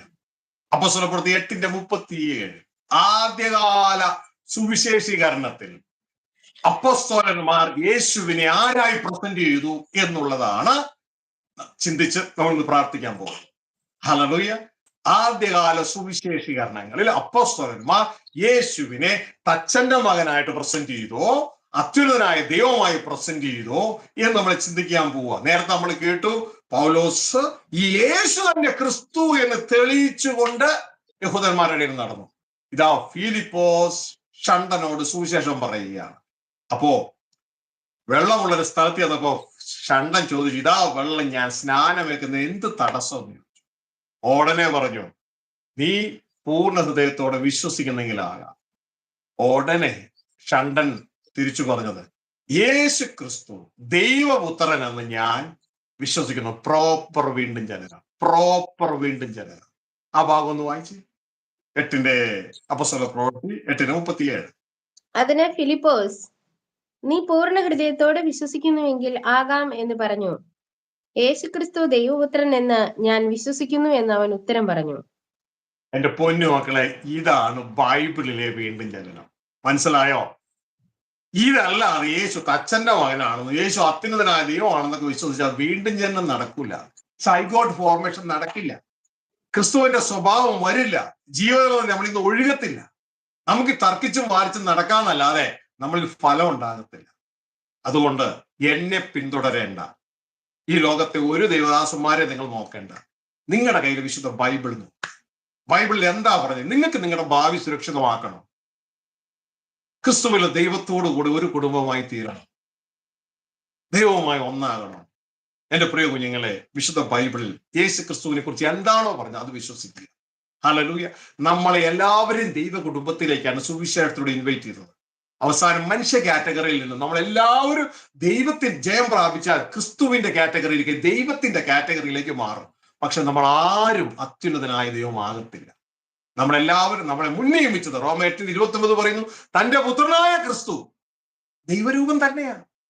അനേക സഹോദരങ്ങളിൽ ആദ്യജാതനാകേണ്ടതിന് ആ ക്രിസ്തുവിന്റെ സ്വരൂപത്തോട് അനുരൂപമാകുവാൻ നമ്മളെ മുൻ നിയമിച്ചിരിക്കുന്നു. ആർക്ക് തടയാൻ പറ്റും? ഏത് ഗ്രൂപ്പിന് തടയാൻ പറ്റും? അത്യുന്നതനായവന്റെ മുൻനിയമനമാ പ്രപഞ്ചം ഉണ്ടാകുന്നതിന് മുമ്പ് നമ്മളെ ക്രിസ്തുവിന് കൊടുത്തിരിക്കുകയാണ്. ഹല്ലേലൂയ. ദൈവത്തിന്റെ മക്കളായി നമ്മൾ ദൈവത്തിന്റെ മക്കളാണ്. പക്ഷെ ഇന്ന് നാം മനുഷ്യരെ പോലെ മരിച്ചു പോകും. 52 സങ്കീർത്തനം 6-ാം വാക്യം പറയുന്ന കാര്യങ്ങളാണ്. അപ്പൊ ഇത് തിരിച്ചറിയുക. അങ്ങനെ നാം ദൈവത്തിന്റെ അവകാശികളും അപ്പന്റെ അവകാശികളും സഹോദരനായ ക്രിസ്തുവോട് ചേർന്ന് കൂട്ടവകാശികളും ആകും എന്നുള്ള വിശുദ്ധ ബൈബിളിലെ വചനം. എന്തുകൊണ്ടാണ് നമുക്ക് പറയാൻ പറ്റത്തില്ല നമ്മുടെ സഭകളിൽ? കാരണം നമ്മൾ പാരമ്പര്യം മുറുകെ പിടിക്കാൻ വേണ്ടി ദൈവത്തിന്റെ വചനത്തെ വിട്ടുകളഞ്ഞു, അല്ലേ? ദൈവത്തിന്റെ വചനം ഇങ്ങനെ പറയുന്നു, കർത്താവ് പറയും, നിങ്ങൾ നിങ്ങളുടെ പാരമ്പര്യം പിടിക്കാൻ ദൈവവചനത്തെ തള്ളിക്കളഞ്ഞ നന്നായി. യേശു പറയാ, അതിന്റെ അർത്ഥം കോളുണ്ടെന്ന്. അവസാനം ഞാൻ നിങ്ങളോട് പറയും, ഞാൻ ഒരു കാലം നിങ്ങളെ അറിഞ്ഞിട്ടില്ല. ഹല്ലേലൂയ. ഞങ്ങളൊക്കെ കർത്താവായി സ്വീകരിച്ചു, രോഗികളെ സൗഖ്യമായി, ഭൂതങ്ങളെ പുറത്താക്കി, പ്രവചിച്ചു. പക്ഷേ അധർമ്മം പ്രവർത്തിക്കുന്നവർ, അതായത് ക്രിസ്തുവിന്റെ ഒരു സ്വഭാവമില്ല.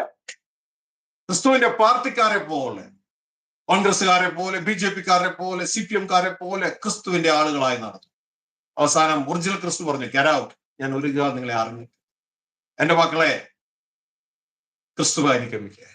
ഈ ക്രിസ്തുവിന്റെ സന്ദേശത്തൊക്കെ ശ്രേഷ്ഠമായത്, ദൈവം ക്രിസ്തുവിൽ ചെയ്യുന്ന പദ്ധതിയൊക്കെ ശ്രേഷ്ഠമായ ഒരു പദ്ധതി യൂണിവേഴ്സിൽ ഇല്ല, നമ്മുടെ നന്മയ്ക്കുള്ളതായി.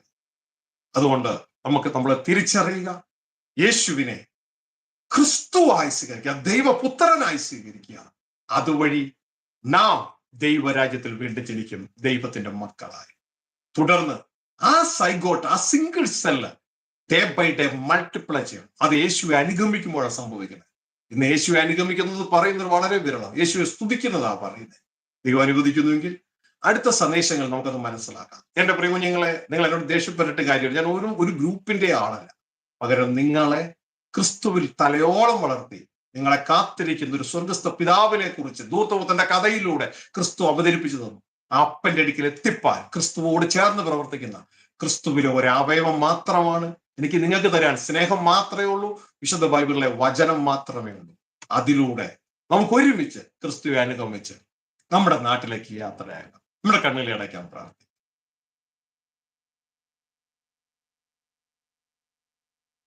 ക്രിസ്തുവിൽ ഞാൻ എൻ്റെ നാട്ടിലേക്ക് എന്നപ്പൻ്റെ അടുക്കലെ യാത്രയെങ്കിൽ സ്നേഹിതർ വിട്ട് പിരിയുമ്പോഴും ഞാൻ ഓരോ പടി കൂടെ ദൈവത്തോട് പിതാവിനോടും പുത്രനോടും ആത്മാവിലുള്ള കൂട്ടായിൽ കാത്തിരിക്കുന്ന എൻ ദൈവത്തോട് ലോകം വെറുത്തു ഞാൻ യാത്രയാണ്. ലോകം വെറുത്തു ഞാൻ യാത്രയാണ്. കാത്തിരിക്കുന്ന എൻ ദൈവത്തോട് ലോകം വെറുത്തു ഞാൻ യാത്രയാണ്. നമുക്ക് ഒരുമിച്ച് ക്രിസ്തുവെ അനുഗമിച്ച് നമ്മളെ കാത്തിരിക്കുന്ന അപ്പന്റെ അടുക്കിലേക്ക്, അപ്പനോട് ഒരുമിച്ച് ജീവിപ്പാൻ ക്രിസ്തുവിൽ യാത്രയാണ്. ക്രിസ്തുവിലൂടെ സ്വർഗസ്ഥ പിതാവുമായി ഒന്നായി തീരും. ഞങ്ങളുടെ സ്വർഗസ്ഥ പിതാവേ, പിശാചിന്റെ തന്ത്രങ്ങളെ തിരിച്ചറിയുവാൻ, സഭകളിലെ ആന്റി ക്രിസ്റ്റ് രാജവാഴ്ച ഞങ്ങൾ വീണ്ടും ജനിക്കാതിരിപ്പാൻ വീണ്ടും ജനനത്തിലെ അട്ടിമറി ഞങ്ങളെ അങ്ങ് കാണിച്ചു തന്നതിനായി നന്ദിയോടെ സ്തോത്രം. എന്നാൽ ഇത് തിരിച്ചറിയേണ്ടതുപോലെ തിരിച്ചറിഞ്ഞു ഞങ്ങൾ ഓരോരുത്തരും വിശ്വ അപ്പോസ്തലൻ പറയുന്ന പോലെ ക്രിസ്തു നിങ്ങൾ ഉരുവാകുവോളം ഞാൻ പിന്നെയും പ്രസവവേദന അനുഭവിക്കുന്ന എന്റെ കുഞ്ഞുങ്ങളെ, ഞങ്ങളുടെ ഉള്ളിൽ ആദത്തിന്റെ ചതിമോഹത്തിന്റെ മനുഷ്യന്റെ ഉള്ളിൽ ക്രിസ്താനുരൂപനായ പുതിയ സൃഷ്ടി ഒരു സൈഗോട്ടായി ഫോം ചെയ്യപ്പെടുക അങ്ങ് ഞങ്ങൾക്ക് നൽകിയ അങ്ങയുടെ വചനത്തിനായി നന്ദിയോടെ സ്തോത്രം. പ്രിയ നല്ല പിതാവേ, ഈ മക്കളുടെ ഹൃദയങ്ങളെ അങ്ങ് തുറന്നു കൊടുത്തതിനായി നന്ദി.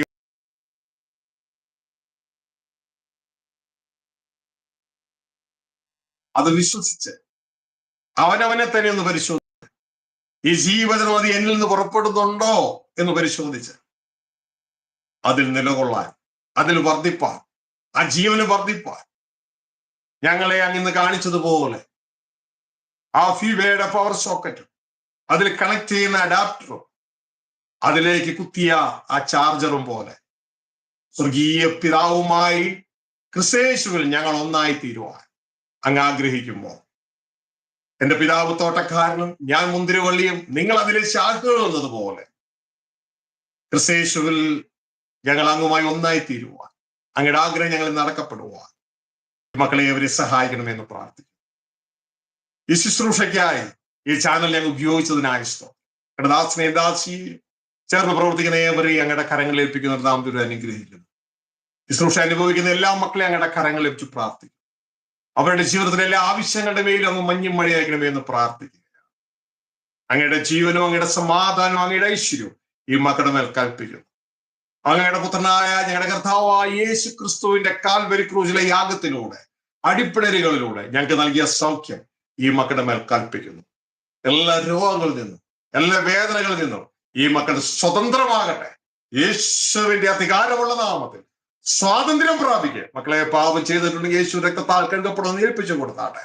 യേശുവിന്റെ അധികാരമുള്ള നാമത്തിൽ ദൈവം സൗഖ്യം ഈ മക്കളുടെ മേൽ കൽപ്പിക്കുകയാ.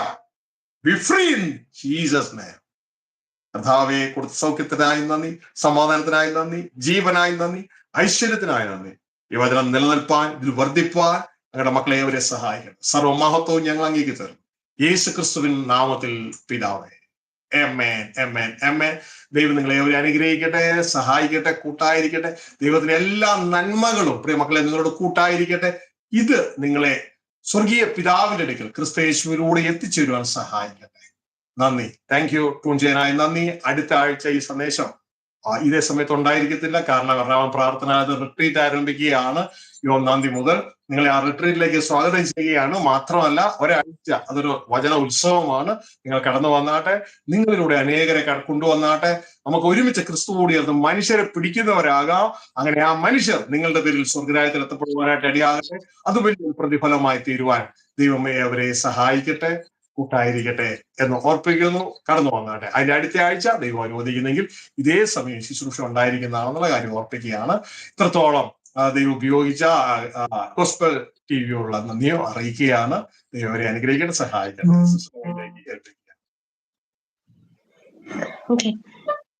എല്ലാ പ്രിയപ്പെട്ടവർക്കും ഇത്രത്തോളം സമയം ഈ ചാനലിനോടൊപ്പം ഇതേ സുവിശേഷത്തോടും ഒപ്പം ആയിരിക്കാൻ ദൈവം സഹായിച്ച എല്ലാവരെയും ഞാൻ നന്ദിയോടെ ഓർക്കുന്നു. എല്ലാ പ്രിയപ്പെട്ടവർക്കും പ്രത്യേകം നന്ദി അറിയിക്കുന്നു. അതോടൊപ്പം ദൈവദാസനെയും പ്രത്യേകം നന്ദി അറിയിക്കുന്നു. വീണ്ടും കർത്താവിന്റെ വരവ് താമസമെങ്കിൽ നമുക്ക് വീണ്ടും കാണുന്നതുവരെയും ദൈവം എല്ലാവരെയും ധാരാളമായി അനുഗ്രഹിക്കട്ടെ. Okay, thank you very much. Praise the Lord.